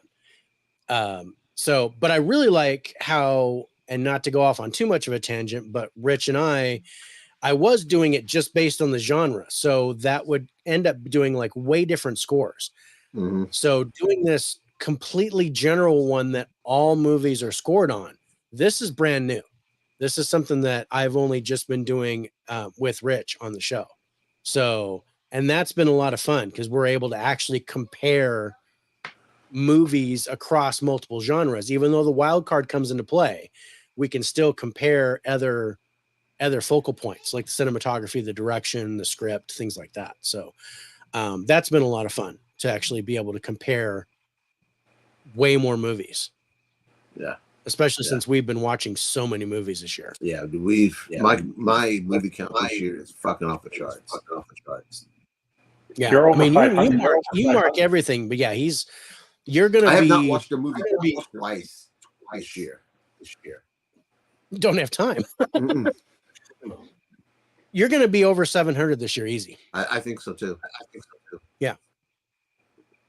And I think I don't know if that's the highest you've ever done. It would be a year. Yeah. But I mean, just brand new movies that we've done for By the Numbers, we're easily going to be at 250 this year. Easy. Yeah. Crazy. Yeah. Yeah. So let's go to our final scores on John Carter to close this one out at number 6. IMDb gives this a 6.6. Rotten Tomatoes critics score 52%. Audience score 60%. Rich, you gave it an 82. And Evan and I both gave it a 79 for an average score of 80. Sounds perfect. 80 sounds perfect for this one. Yeah, I agree. I think so too. Yeah. But if you notice, Del, I gave Roger Rabbit a higher score than John Carter. Just so you know. I did. What did I give? So yeah, you went same. You gave it the same score. There you go. Del. So it's all Rich's fault again. My fault again. All right. We are at the top 5, gentlemen, and this has been great. Now we're going to get into the nitty-gritty of the top 5. So at number 5, let's go ahead and go to the quote, and I'll have you guys choose which movie you think it is. Once upon a time, there was a magical place where it never rained. The end. False. Yeah. And I think my daughter just blurted that too. Yes. Holes is number 5 in our countdown. Mega Mike ought to be pretty happy about that. Yeah. That's just a fun story. Yeah. This is when the cast just has fun. You just feel like the making of the film might have been as fun as the film itself. Yeah, I agree with that. They just did a reunion. Had all the cast going. Even Shia showed up. Oh, that would have been that's got to be cool. And I'm a sucker for Shia. I've been watching Steven Stevens, and I follow his career. I like him a lot. I just watched Charlie's Angels Full Throttle, and I forgot he was in that. Oh yeah, me too. Yeah. I try to forget about Charlie's Angels Full Throttle, but I think it's fun. Yeah. I can't take it seriously, but I just don't like Demi Moore. I just don't like her. Don't But worry, she ruined her career now. But Lucy Liu is my favorite. So I do like her, so I will watch that movie for her. And a little bit for Cameron Diaz. Oh, a lot for Cameron Diaz. I'm not a Cameron Diaz fan. Me neither. Take him off. Yeah. Bye, Evan. but yeah, I like Cameron Diaz. I like Drew Barrymore too. I'm just not as big of a fan of Drew Barrymore. Me neither.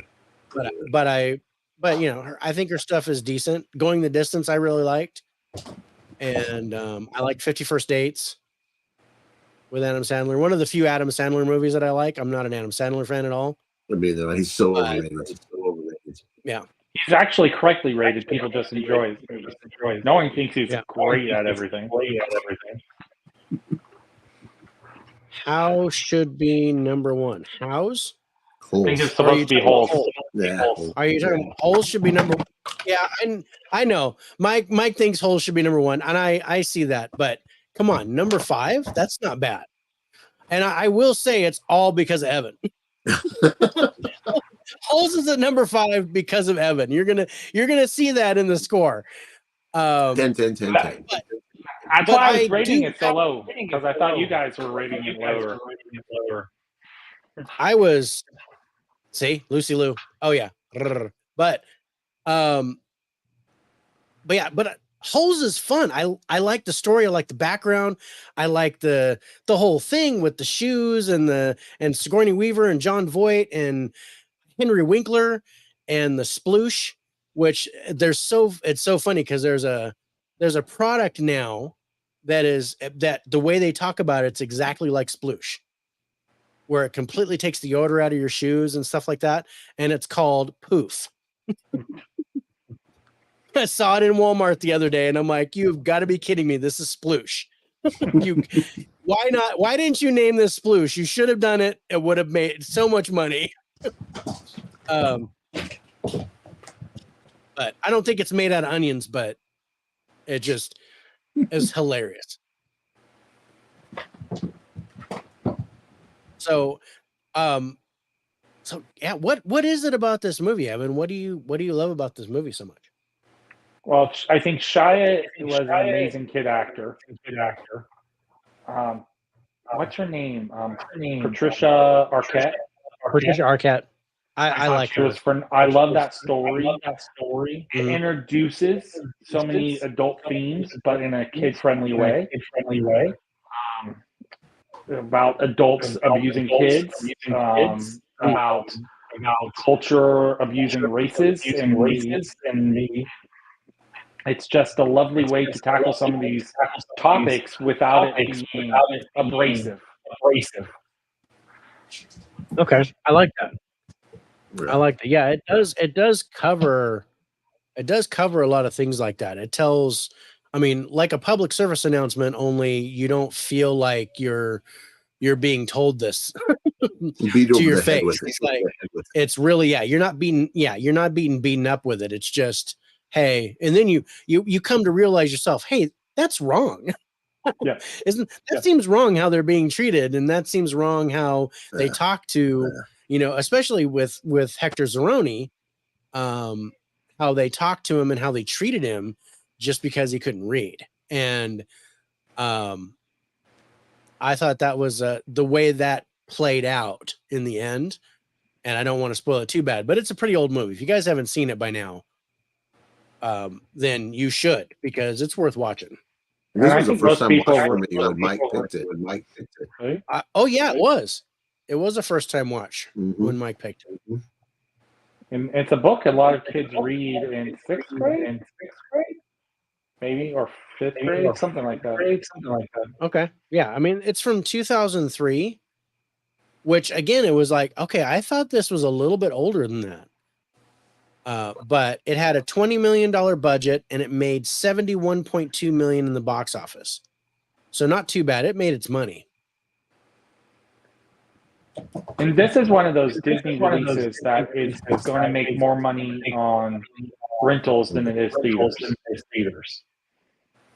Yeah, I couldn't get it in there. I couldn't find anything on the video sales. But yeah, I think it made more in video sales for sure. Hey, Sarah. Sarah's in the house. Sarah. What's up, Sarah? We're doing pretty good. Saying hi to everybody. Did Pixar movies count? No. We made sure not to pick Pixar movies or Marvel movies. So we were trying to focus just on Disney, even though I grabbed Roger Rabbit, which is Touchstone, but Disney made Touchstone, so we created a loophole that got me excused from that. A new edition here. Check it out real soon. Cool. Yeah, we will definitely do that. Yeah. But yeah, this is a fun movie. Now, I think this is a little too high for me. I think it should have been lower on the countdown, but I agree. It ended up where it is, and I think it's deserving to absolutely be in the top 10. I think I was thinking like somewhere around 7 or 8. I would put Roger Rabbit and John Carter above this personally, but I think this is still a great movie to watch, especially with the whole family. This is something the whole family can enjoy, which I can't say about Roger Rabbit or John Carter. So Holes is a definite better family movie for Disney than those other two. So let's talk about our highlights, and I'll get to Evan in a second because I don't know if I have enough air to be able to talk about it. But, that high? Oh, okay. So Rich, you gave a 10 to the cast, and then you gave a 9 to the story. You gave 8s to acting, ending, script, direction, and wild card. I gave a 10 to the cast. I gave 9s to ending and story, and then I gave 8s to plot, script, direction, and wild card. Evan, you gave 10s to cast, plot, ending, story, cinematography, direction, music, and you gave 8s to everything else. So yes, to answer your question, you scored this way higher than I expected. Who Framed Roger Rabbit? I don't have the movie yet. That'd be one to get, Sarah. If you get a chance, that's a fun watch, and it still holds up. Special effects and the way that they did it still holds up today. Very much so. Yeah. So let's do our final scores on our number 5 movie, Holes. Check this out. IMDb is giving this a 6.6. Rotten Tomatoes critic score 43%. Audience score 96%. Rich, you gave it a 72. I gave it a 78. Evan gave it a 94 for a total average score of 81.3. He's right there with the audience score. He's right there with the audience score on Rotten Tomatoes. Yeah. So he's right there with the woke audience. Whoa! And I can't believe I just said that. You're right there with the woke. Don't get me started on that word. Good job, Evan. Yeah, good job, Evan. No, I was like, man, you really like this movie. I was like, I really didn't expect those scores, but I was like, that's the way the ball bounces. I was like, that was really cool. So, and I want to go back to Mike's score because Mike gave Holes an 87. And that was like one of his favorites in his high five. Yeah. So he was only 7 points lower than you. I mean, for the type of movie it is, it's pretty dang good. It's a good movie. Yeah. It's a good movie. Yeah. It's better than it should be. Yes. I 100% agree with that. I had very low expectations when I watched this the first time. This is really good.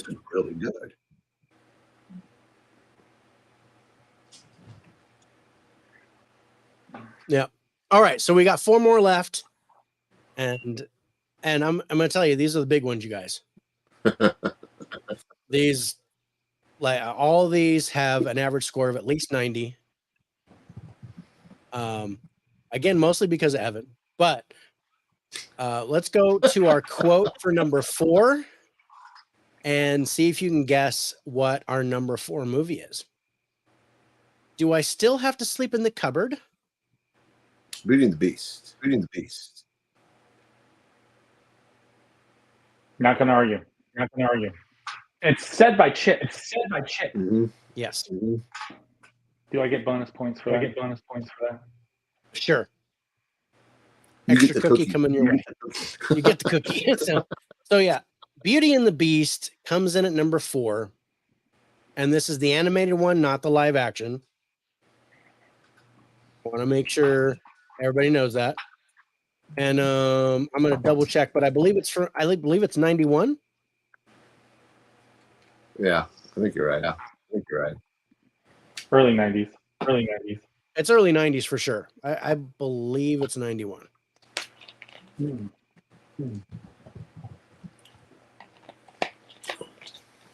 This the very first one to does Aladdin come after this or before this? Oh, I have no idea. I can tell you. See what I mean about the cats? Aladdin's 92. So okay. Aladdin comes after. Okay. Because the ballroom scene was done by computer. You can tell in the 4K. Yes. There is. It looks wonky with 4K in this scene. Yeah. But it was amazing to see because there was no way that animation could have been done without the computer.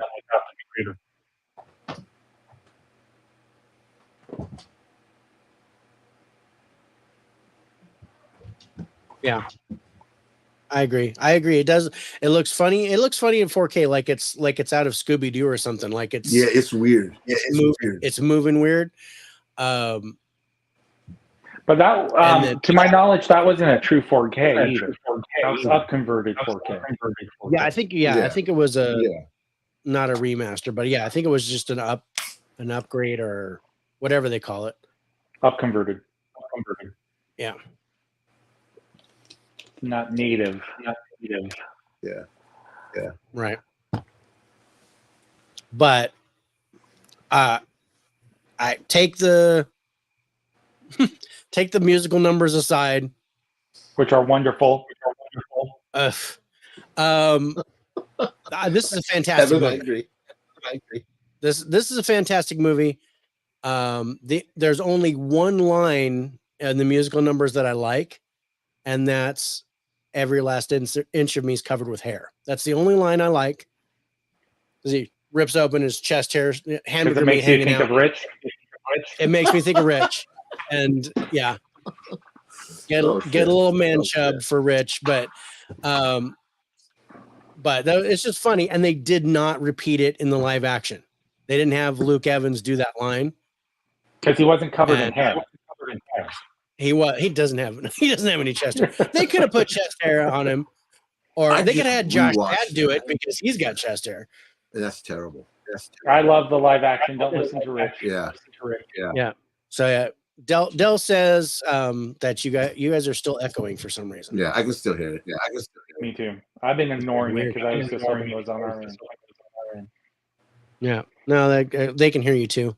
I don't know why. Well, the only thing I can think of is that you guys are echoing and I'm not, because I'm going through my podcast board, which cancels all the echoes and everything. And that's probably why I'm not hearing it. Because it cancels this way too. And StreamYard, the images keep going black. For a hot second, they're flashing. I think maybe because you're hosting it. Yeah, I'm not seeing that either, but maybe.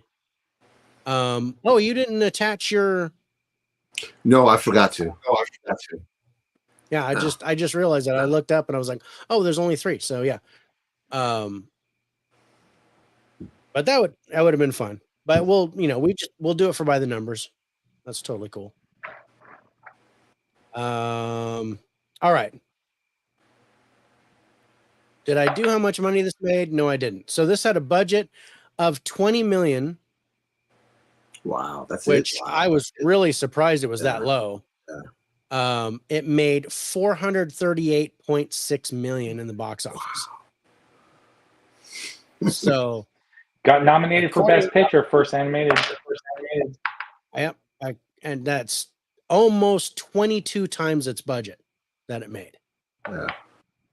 It did win 2 Oscars. It won 2 Oscars. It was nominated. It was nominated for 3. Or no.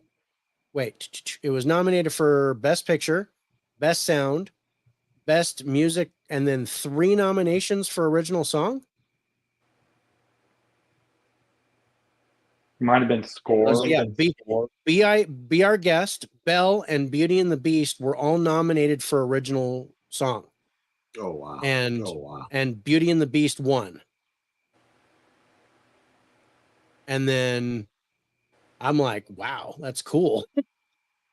And then there's one more. So yeah, original score it won for original score, and it won for original song. Was nominated for Best Sound and Best Picture. And then there were 2 more nominations for original song. So 3 of the nominations. This was at a time where the Oscars was only nominated 5 movies. Yeah.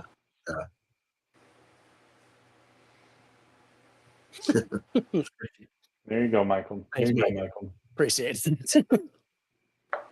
So yeah, I'm not a fan of the musical part, but this movie is absolutely fantastic. It's definitely one of the best movies in our countdown. I think it's rightfully at least number 4. Could have probably been higher. Yeah. I might have put it above one other movie, but I kind of like that the other movie ended up higher because personally I like that movie more than this one. But I can't say anything more about this. This is just a cool watch, and I did enjoy the live action one, but nothing beats the animated movie. Yeah, I don't think it translated very much. Live action. Get out of there. Get out of there. Live action tells you more. Yeah. Because the live action tells you more like why the town doesn't know about them because the curse made them the town forget about them. Mm-hmm. I love the story of the Black Plague, losing Belle's mom, and just gives you a little deeper story. Too much singing. Sympathy. It's a musical. Too much singing. Dang, next That's time what you said, right? John Wick. Did you actually say too much singing or did I just like think I heard that? No, it's too much. There's too many songs in for the live action. It works in animated. It doesn't work for me. Oh, that's interesting. I just don't think it works at all. But I don't like Hermione. I don't like designs. Yeah. I like Emma Watson. I liked her as Belle. I thought that worked for me. I don't know. And I thought Dan Stevens as the Beast was good too. Yeah. The voice was, yeah. He was also in the suit. Yeah, I don't know. I didn't. All right. But we're talking about the animated, so you're okay for right now. Yeah, Well, you're safe. This was my pick. Yeah, this was your pick, and great pick. This was great. I really like the rewatch. I mean, aside from plugging my ears when they were singing, I love this story. It's really neat. Does the Beast count as a talking animal too? Kind of, but animated, I let that slide. It's when it's live action. Like, I am trying to get away from Strays. I know we might have to watch it. It's already in the schedule, bro. I really don't want to watch that movie because I hate live action movies where animals talk. I can't. Dr. Doolittle, I can't. It just, I don't know what it is. It just bugs me. Beauty and the Beast is a great animated movie, so live action. I think Rich would agree with you. Mm-hmm. All right, let's take a look at our highlights for Beauty and the Beast coming in at number 4. Rich, you gave 10s to the acting, ending, story, cinematography, direction, music, and wild card. Phew. I gave 10s to acting, ending, story, cinematography, and wild card. Evan, you gave 10s everywhere except for script. Script was the only one that was not a 10. And that's because of the live action now. The fact that the cartoon does not explain why the town doesn't know about this castle, it throws me off. And I always thought about it as a kid, and I love that the live action says the curse made the town around it forget about the castle. Oh, that's interesting.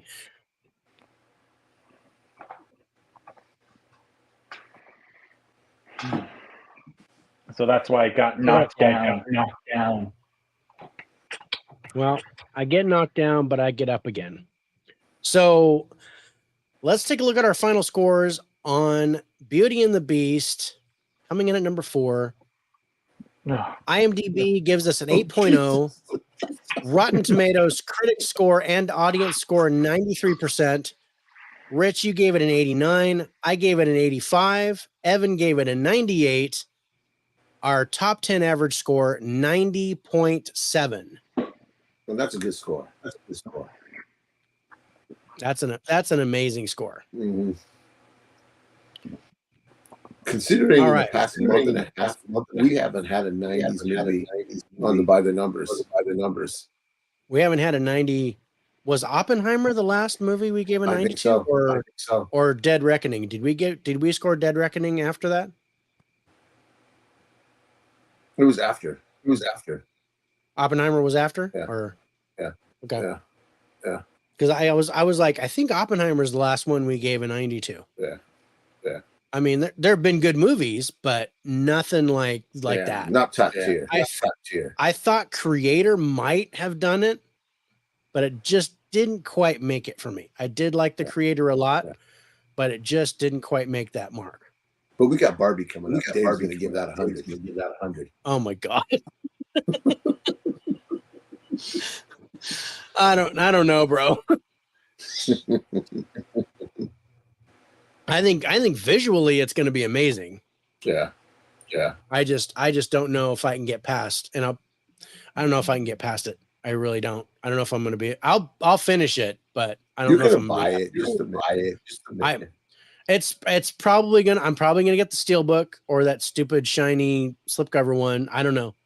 I'll probably get the Steelbook. Knowing my luck. I enjoyed it. And speaking of Steelbooks, did you guys hear that Best Buy is going to stop selling movies altogether, online and in store, by the end of the first quarter of next year? Yeah. I don't care. I stopped shopping there. I haven't.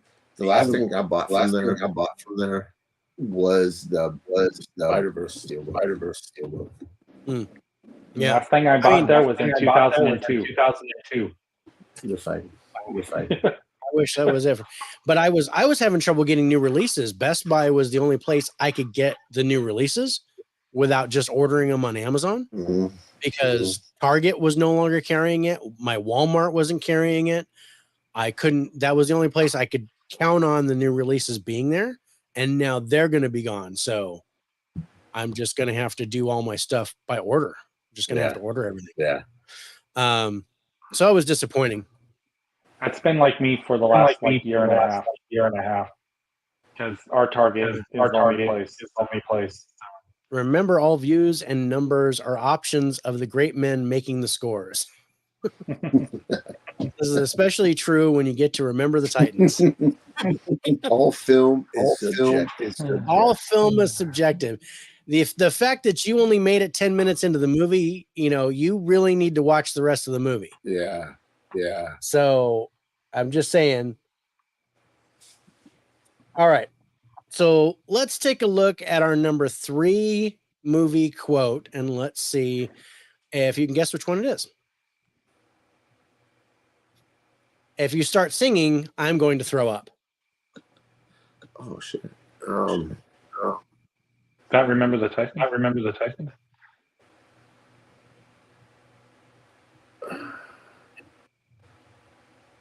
I don't know. That's what's left. Lion King. Remember the Titans. What's the third one? Third one. You guys should I just bring it up? No. Okay, I'm not gonna do it. Moana. Yes, that's it. So Moana comes in at number 3, you guys. Jeff says I don't really shop at Best Buy, hoping Walmart picks up the slack. Me too. I hope there is word. I hope that my Walmart. That Walmart is going to pick up distribution of physical media. Yeah. I hope that's true. That would be fine. I would be happy to go back to buying my stuff at Walmart if they start putting new releases on the shelf like they're supposed to. So yeah, Moana comes in at number 3, you guys, and I really like this movie. This movie's fantastic. I love the artwork here, and I love the story behind this. And I know that there's a whole deal with The Rock being canceled right now. with his deal with Maui and Oprah. And I'm throwing that all aside. This movie, for what it is fantastic. I agree. I agree. And it deserves to be in this countdown. And like I said, I think that Beauty and the Beast is probably the better movie, but I liked this one more personally because there weren't as many songs in it. But the songs in here, the songs in I like the rock song. I like the You're Welcome song. I like the song that the big giant crab sings, and not so much what the girl does, what Moana sings. That kind of bugged me a little bit. But the songs I appreciate more here than from Beauty and the Beast. And I think it's just a period of the time. It's just. I was just going to ask you. The time period. Because of the time period. Yeah, I think it's the time period. I think these two movies are more than 20 years apart. So. And Lin-Manuel wrote most of the lyrics. Who did Hamilton? Okay. Who did Hamilton? In Encanto. Yes, he did Encanto. I knew that one, and I did enjoy that. I liked Encanto quite a bit. And I love In the Heights. And I love Hamilton. I still have to watch that. It's in my collection. I just haven't watched it.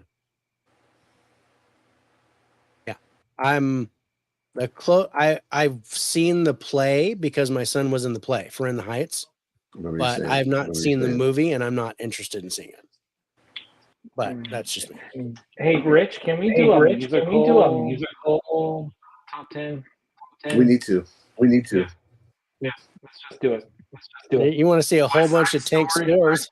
Well, payback for all my high scores here. Yeah, maybe. So Dave gave this movie a 30. So yeah, this was nominated for 2 Oscars. It didn't win, so it was nominated for Best Animated Feature and nominated for Best Achievement in Music for Original Song, and that's for How Far I'll Go, written by Lin-Manuel Miranda. And then as far as the movie goes, $150 million budget, made $629.6 million in the box office and almost $147 million in video sales. That's awesome. So it definitely made its money. It looks fantastic. It's a great film. Yeah, this is awesome in 4K. Mm-hmm. Have you guys noticed? Go ahead. Notice that Tangled, Frozen, Moana, or the animation of the humans are very similar. I never paid that close attention. If you look at it, it's the way Disney was trying to show that all these different cultures were still. Happy birthday.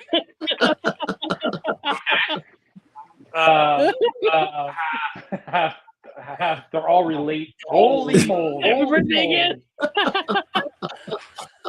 All the colors of the balloons is representing that we're all one race. We are. One race, we're all together. One humankind. The eyes are the connecting dots. And I don't know if Disney's meaning to do that. I'm just noticing that. I never paid that close. No, I didn't notice that. I do my best not to ever watch Frozen, but it's.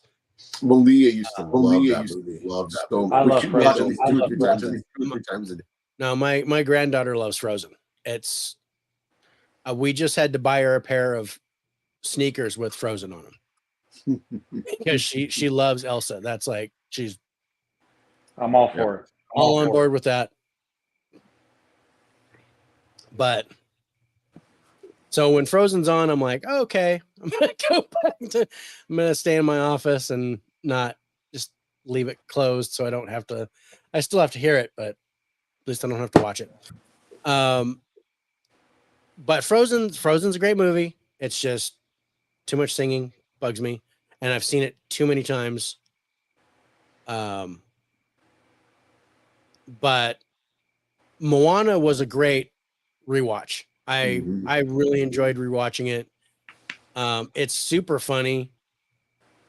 You can kind of tell the chemistry between The Rock and I dare not pronounce her name, but she did an amazing job as Moana.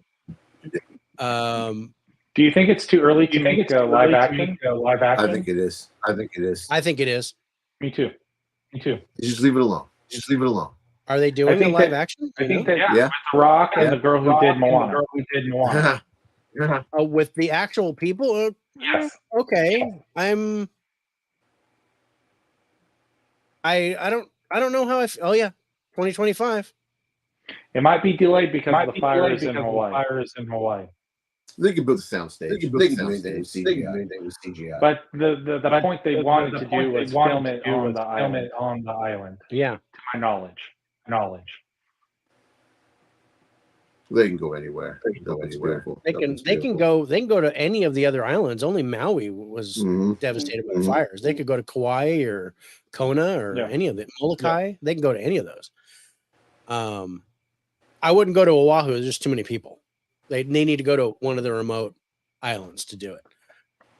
But I don't know. I can't. I would probably watch it. I do think it's too early, but I would watch it. Yeah. Especially if it has the original people. Yeah. I don't know if I'd go to the theater to see it, but I would watch it. But sometimes there's I'll give it like Rich was saying, animation telling a story doesn't translate to live action, and live action doesn't relate to animation. And I think this is one of those stories of the ocean and the way it was and doing like that. You see in The Little Mermaid showing live action. Live action is not fun to watch. But they did a good job with Aquaman with it. Did they? Yeah. The ocean looks fantastic. When they were underwater. I would disagree, but that's okay. I mean, Evan. I liked Aquaman. I liked Avatar Way of Water. I liked their water special effects. I thought that was fantastic, especially in 3D at 60 frames a second. That was really cool to watch. And then to turn around and get it's totally slipping my mind. The Marvel one with Namor. Black Panther. The Wakanda Forever. That's the one. The water effects there, I didn't care for. I need to rewatch that one. I agree. I mean, only because I watched Avatar Way of Water and then I came back to that one and I was like, okay, that's not even close. But James Cameron invented all new technology just to do Way of Water. And this is just crazy. But let's go to our highlights on Moana coming in at number 3. Rich, you gave 10s to the acting, ending, story, cinematography, music, and wild card. You gave 9s to the plot, script, and direction. I gave 10s to the plot, cinematography, and wild card, and gave 9s to ending and story. Evan, you gave 10s to everything except for cast. So cast, you gave an 8. But everything else was a 10. There's some people I didn't know their names, okay? And that is totally cool. Evan, you're awesome. I'm so close to a perfect score. I wonder if I'll get one on this show. So, all right. Let's go to our final scores on Moana coming in third tonight. IMDb is giving it a 7.6. Rotten Tomatoes critic score 95%. Audience score 89%. Rich, you gave it a 91. I gave it an 87. Evan gave it a 98. So our total average score is 92. And that is awesome. I love this one. All right, we got 2 more left. Oh, this is tough because remember, I scored both of these. Really. You did. You scored them both really high. I scored them really high. Evan scored them really high. These are crazy. Let's look at the quote for number 2. I mean, I think they're total polar opposites. So I think the quote will probably give it away. But let's look at the quote for our number 2. Killed your father. Your father. I don't scratch my head unless it itches, and I don't dance unless I hear some music. Okay. Something like. I thought it was. I was gonna say, remember the Titan. Remember the Titan.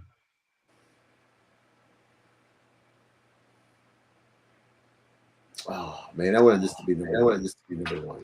Me too. Remember the Titans comes in at number 2. This was my favorite out of the group. I absolutely love this movie, and I know my best friend Mike is probably churning in his stomach right now if he's still awake. But since he is on the East Coast and it's almost midnight for him, he's probably out cold. If he's still awake, First 10 minutes on. Yeah, he's gonna be like, "Oh crap, number 2." But this is just an amazing story, and a true story, or based on a true story. Yeah. What did you guys think of this? I don't know if this was probably not a first time watch for you guys. No, or was it? It's been a while since I've seen it. Yeah. And wow, I liked it better this time. First time I watched it. So I hate football. Me too. I love football movies. So every Super Bowl, I watch this movie. And Rudy. Oh, well, that's cool. So remember the Titans. Remember the Titans is perfect. Everyone's good. And Denzel Washington didn't want to do this.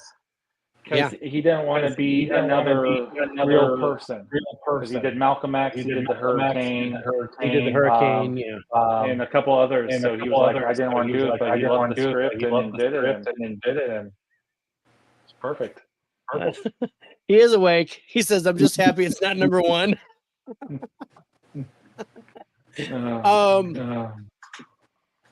Yeah, I think this is it's shot great. The script is amazing. I love this movie, and I watch this every year as well. But I am a huge football fan. I definitely watch the Super Bowl. I have a huge, I have a huge party for Super Bowl where I invite people over and we watch the game, and I make a whole bunch of food. I know Rich will never show up because he. I want to come this year. I know it. Good night, bro. Thank you so much for staying awake with us. He just wanted to know where Remember the Titans. He just wanted to know where Remember the Titans is. Okay, I'm good. I'm gonna go to bed now. But yeah, the chemistry between Denzel and Will Patton, I thought was amazing. You could tell that Will Patton was pissed at first when he showed up, and then they started warming up to each other, and then it was like, dude, I'm sticking up for you. You're the right person for this. And just another thing, there was a lot of racial tension in this, and a lot of racial comments. But it's a period piece, so it's set. Yeah. I don't know, back in the 50s or something, right? Or 50s, 60s, 50s or 60s. I think it's like 50s or 60s. Yeah. But it was when, civil rights was like just starting to blow up. Martin Luther King was doing his thing, and John F. Kennedy was doing his thing. Integrating schools. Yeah, integrating schools, and Rosa Parks and all that stuff was happening. So this movie falls right in line with that, and what people were going through, and how the referees were calling games against them. And it wasn't until this movie that other movies of this type, I started seeing the referees calling the game. And one of them was Sweetwater, when we watched Sweetwater recently. Yeah. And it talked about that. And they were calling fouls on the guy. They called traveling all the time because they didn't understand how he played the game. and they were just like prejudiced against him and just calling everything on him. And the same thing goes here. They were just calling penalty after penalty on this team because they were primarily African American. And it's just, I just love how that story, I'm constantly seeing this clip of them calling penalties and then Will Patton coming out onto the field and talking to the referee going, I know what's going on. Mm-hmm. And I'll go, I'll take you down with me if you don't start calling this play right. He was just like, I know the truth. I know what's happening. I know the truth about you, and I'll let it out and put myself under the bus if you don't start calling this game right. And I think this is Will Patton's best performance of his career. Absolutely. Yeah. Oh, bar none. I loved him in Gone in 60 Seconds and Armageddon, but this is absolutely his best role. 100%. I mean, this cast is amazing. Ryan Gosling, Hayden Panettiere. Is that how you say her little name? She was fun. Everyone. And for a while, they were like not known actors, but they just were fabulous. It was, great. Donald Faison, who did Scrubs, Kip Pardue, who great actor, but he just dropped off the face of the earth. The Sons of Anarchy guy. Yeah, Sons of Anarchy guy. I think that was Ryan Hurst. Right. Yeah.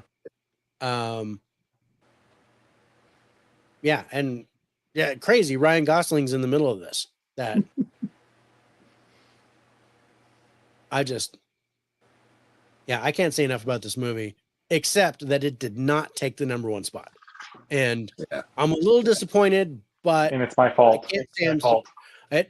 It kind of is, but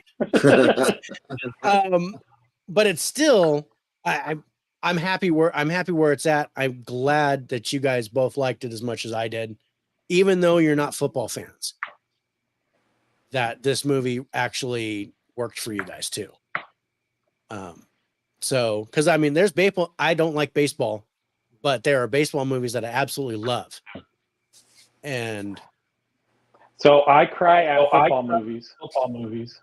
Brian, just joining, guys, picking up for Michael. By the way, Evan is echoing. Yeah, we're getting that. Yeah. Evan and sometimes and Rich as well are kind of echoing, but unfortunately, I think that's a StreamYard issue. I don't think there's anything we're going to be able to do about it. Yeah. Rudy, I correct Rudy when he says, "Don't you see that he's my brother?" Yeah. Oh, gets me every time. I love Rudy. Such a good movie. I don't like Rudy. No, he did not like Rudy. Well, you're a cold-hearted man, but we all know this.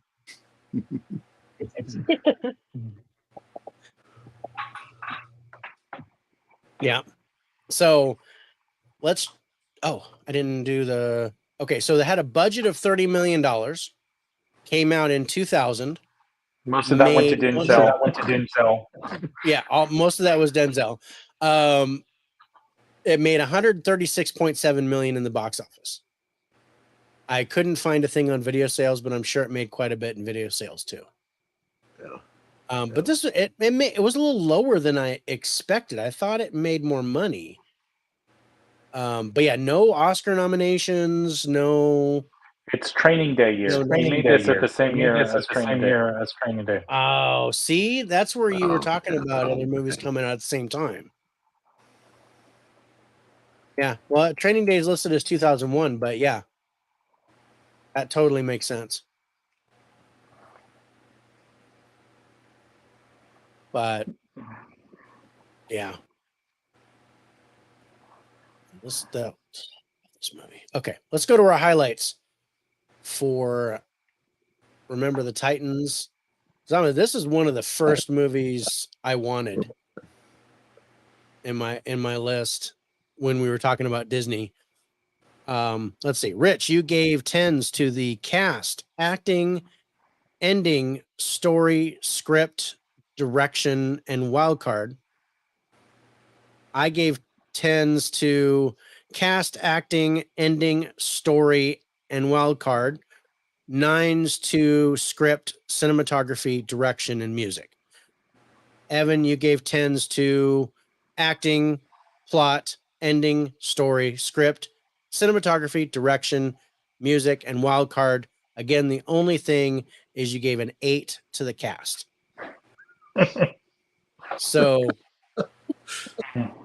here, since we all got a bunch of 10s, I'm going to list yours out as well. Let's go to our final scores on Remember the Titans, coming in at number 2, you guys.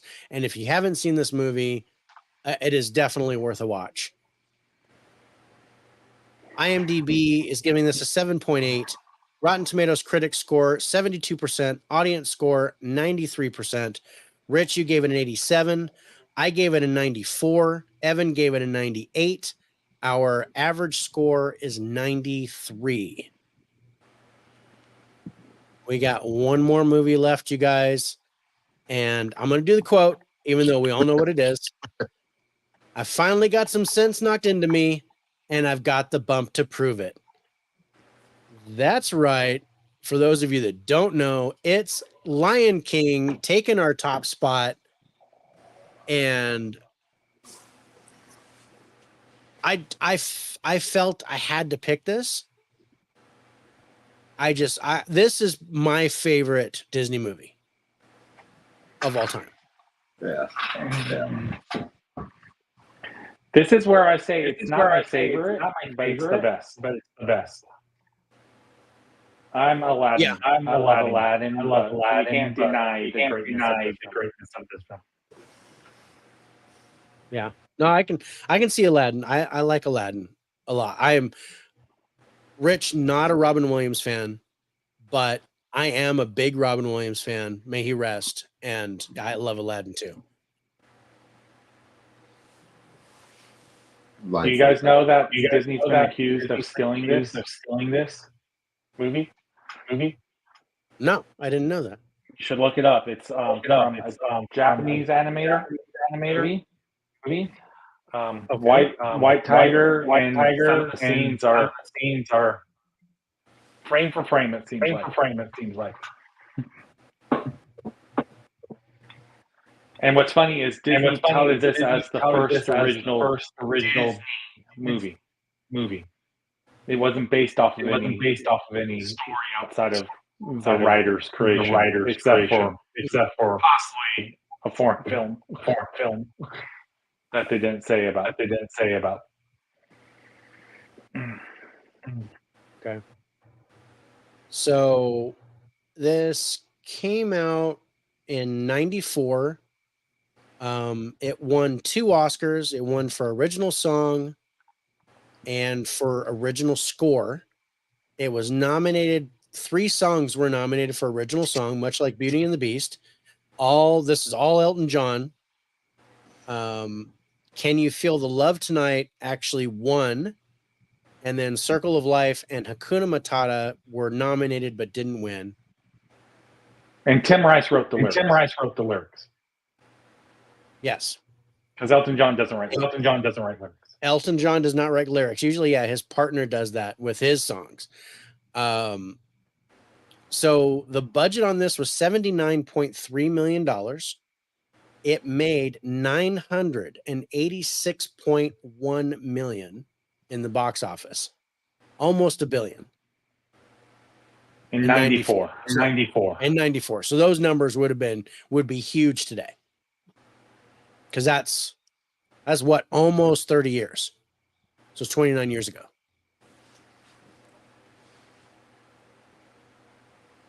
This movie was everywhere. I was 11. Yeah.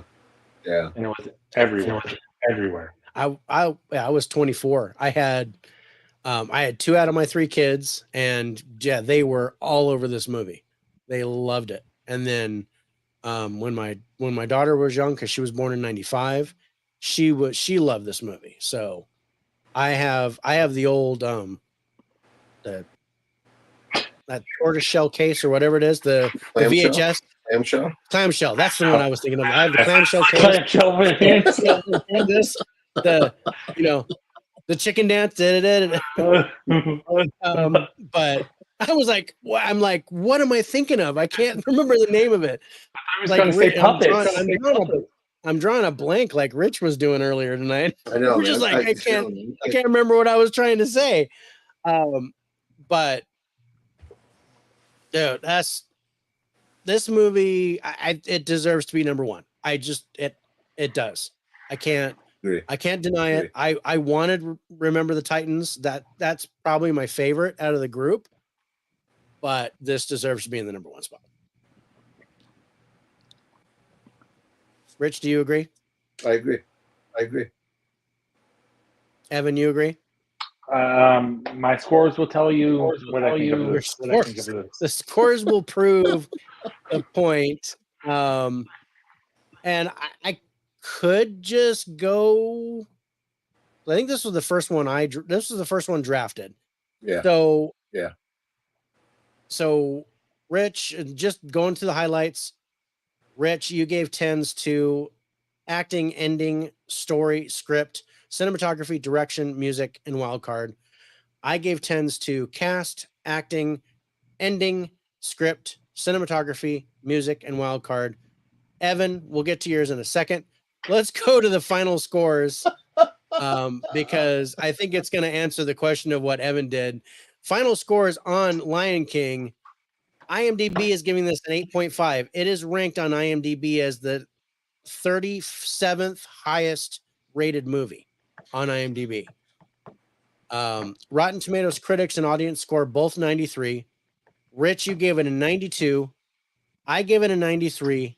Evan, perfect score, 100 for our top 10 average of 95, taking the top spot tonight. We ruined it for Evan. I tried to find something wrong with this film. I can knock down a point. And I couldn't. That's okay. Okay. You love that film. Yeah, I mean, you said it's not your favorite, but it's the best, and that makes sense that you gave it a perfect score because it's the best in your opinion. So, I think that's solid. And we were all above 90. I mean, even I was above 90. But I mean, I think this is my favorite Disney movie. And again, I'm not a fan of the singing of the dialogue, but I liked it. It worked. It fit with the movie for me, much like Moana did. And this was 94, so this only came out 3 years after Beauty and the Beast. And I thought the music worked so much better for me in this. I think what I was going to say, the music feels like it belongs better. Yes. Like Beauty and the Beast has the musical number. What is it going to be about? Where Lion King goes, the music builds in. You're like, oh, we're getting a song. We know what it's about. And it makes sense. Yes. And they use it to move the story along. Like Hakuna Matata, just the aging part was beautiful and time passing. So yeah, that was really well thought out. I think that explained it perfectly. That was great, Evan. That was exactly how I felt about it, but I couldn't put that into words like you did because I was just like it just fits better. was my thing. It just fit better to me. It's like, yeah, it was like in Beauty and the Beast, the story is great, and then all of a sudden they break into song, and you're like, okay. But Lion King, they're doing their thing in the story, and then the song breaks into the story instead of the music breaking into the. I thought that worked out really well. Me too. It hit all the marks for me. And the kid who did the singing voice as a kid, he was told, here's a whole bunch of money. We'll pay you like this $90,000 or something like that. And he goes, that's the most money I've ever had. I'll take it for college. And the mom says, no, don't do that. Yeah, take the points. This movie's going to be big. He made like millions of dollars. Because he didn't take the price. He just signed for free and said, "Give me the points, and I'll be out." Wasn't it the Home Improvement kid? The Home Improvement did the talking voice. Yeah, but another kid did it. Oh, see, I thought he did it all. This is at the time where this actor and the singing people are too different. Well, doesn't Jeremy Irons do the score, or Yes, and he gets sick, and Jim Cummings is out the song. And Jim Cummings is famous for Darkwing Duck and the Pooh and all that stuff. Right. So, but most people didn't do that. Aladdin doesn't have the same singing voice. Jasmine doesn't either. Mulan doesn't either. Yeah. Robert Guillaume as Rafiki did, right? He did his own singing. Rafiki? Or was that Rafiki? Else? Yeah. Rowan Atkinson? Yeah. Rowan Atkinson was Zazu. Oh, Zazu, right? yeah. Zazu, yeah. Robert Guillaume was Rafiki. I remember him from Benson, so that was one that popped into my head. I think he did, because he has a great voice. He can sing. Yeah. So I thought he probably did his own singing. But it wasn't as standard. Like Disney now makes the actor and the singer be the same. Oh, right. Yeah. Because that way they only have to pay one person. They get paid twice. Yeah. Oh, they get paid for doing both parts. Okay. To my knowledge, they get paid twice. So that's cool then.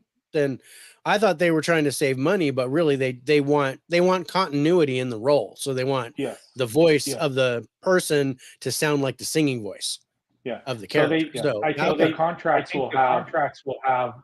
They're going to get technically paid once, but in the contract they're getting, they will have different lines. They'll get money points from the royalties of the songs. Right. Yeah. Okay. Yeah. No, that makes sense. Because then they're like, okay, you get this much every time the song gets played with your voice, and you get this much every time the movie gets played with you talking along with the song. So, and that's why in the 90s they started that by having other singers sing it, like Celine Dion and what's his name did the radio version of the songs and then release it. Right. But like with Frozen, they just released the normal song to the radio. Yeah. No, they just released the normal song. And then you got movies like Tarzan, where they don't sing in the movie, right? It was just Phil Collins doing all the soundtrack. Yeah, the mother sings the beginning song. Okay, right. I remember that now.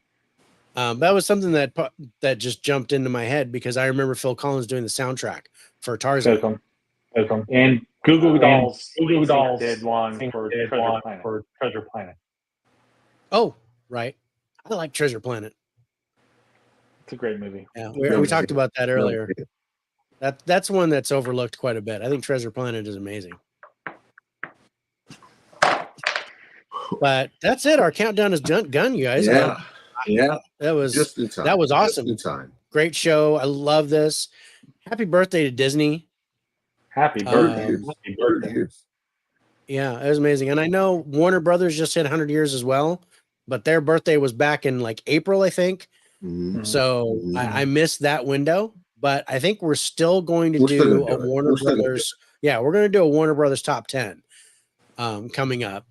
But when we'll do our draft live on Instagram, and just like we did for Disney, and then we'll schedule the show and we'll let you guys know when that's going to be. Yeah. As far as us, we had a little bit. We thought we might have an issue for Wednesday, but it looks like that's in line. So Wednesday is By the Numbers episode 40, where we're going to look at some movies like It Lives Inside, which is in theaters right now. Flora and Son, Paradise. We got 6 this week, right? Hold on, I got my list right here. We got. What I thought I did. By the Numbers. Flora and Son. Prey. Haunted Mansion. Jules. Paradise. Yeah. And I just watched Jules the other day. I really enjoyed that. I did That was too. I did not that was expect a that. surprise. I did not expect it. I was What is Yeah. that on? What is that on? It's on digital and Blu-ray right now. Okay. Yeah, we watched it on Vudu, right? So, Mhm. so yeah, it's on digital and Blu-ray. I think I'm gonna buy it. I think I Yeah. might buy the Blu-ray. Yeah. When it goes on sale, I think I'm gonna add it too. Yeah. Yeah. Well, thank you. Thanks, Jeff. Thank you. Appreciate it, brother. But yeah, let's get out of here. And then Thursday at 6 p.m. Pacific, 9 p.m. Eastern, we have a special high five horror movie with Mika and Kira from the Double Feature podcast. They are going to be in-house talking about 5 of their favorite horror movies. So we're going to review them live. Hopefully you guys can tune in for that. And aside from that, I think we're good to go until next week. Mhm. Evan, do you have anything coming up? No, I don't. I'm a professional guest at the moment. Oh, love it. And you have been a very professional guest. You are. We appreciate I it. really appreciate you coming in, bro. I love your curveballs with the scores. It really shook it up as far as putting the scores together and ranking them. I was like, dude, that's crazy. So, and to have a perfect score for Lion King, I think that just kind of says it all. Yeah. I was very impressed by that. And then you told me, so I tried to knock it down somewhere, but I couldn't. I just couldn't do it. Hey Rich, I know we've got our council of collectors or our film with friends. Our film with friends. When is that first one coming up? I know we were talking about November. Yeah, sometime in November. I have to pull it up in the chat since I don't remember what day it was. Yeah. So you guys keep watch with either the Faces for Radio here on the 4K Lowdowns channel or on Instagram at Faces for Radio, or keep an eye out on Turner Fan 77's channel. And if you guys haven't already, give Evan a follow, Pop Culture 33 on Instagram or on YouTube. He's there as well. But check his stuff out. He definitely is posting currently on Instagram. Mhm. And then as soon as he becomes an unprofessional guest and starts doing some more stuff on YouTube, starts doing stuff on YouTube again, I hope that we become guests on his show and torture him like he tortures us. Because I think it's all about the love, and we really appreciate that. I think that's it. I want to thank everyone for joining us in the chat. If you catch us on the replay, thank you. Please like, subscribe, and turn your notifications on if you haven't already. And check out these guys because they've got awesome stuff too. Rich, anything else before we head out? That's it. That's it. Yeah. Brian, I do have a recap of all 12 movies, including the top 10. So we eliminate the lowest scores and then go with the top 10. So all 10 movies will be reviewed in the outro. And we're going to hit that right now. So you guys be safe. Take care. Take care. Watch Take care. God bless. Yep. We'll see you next time on the Faces for Radio podcast.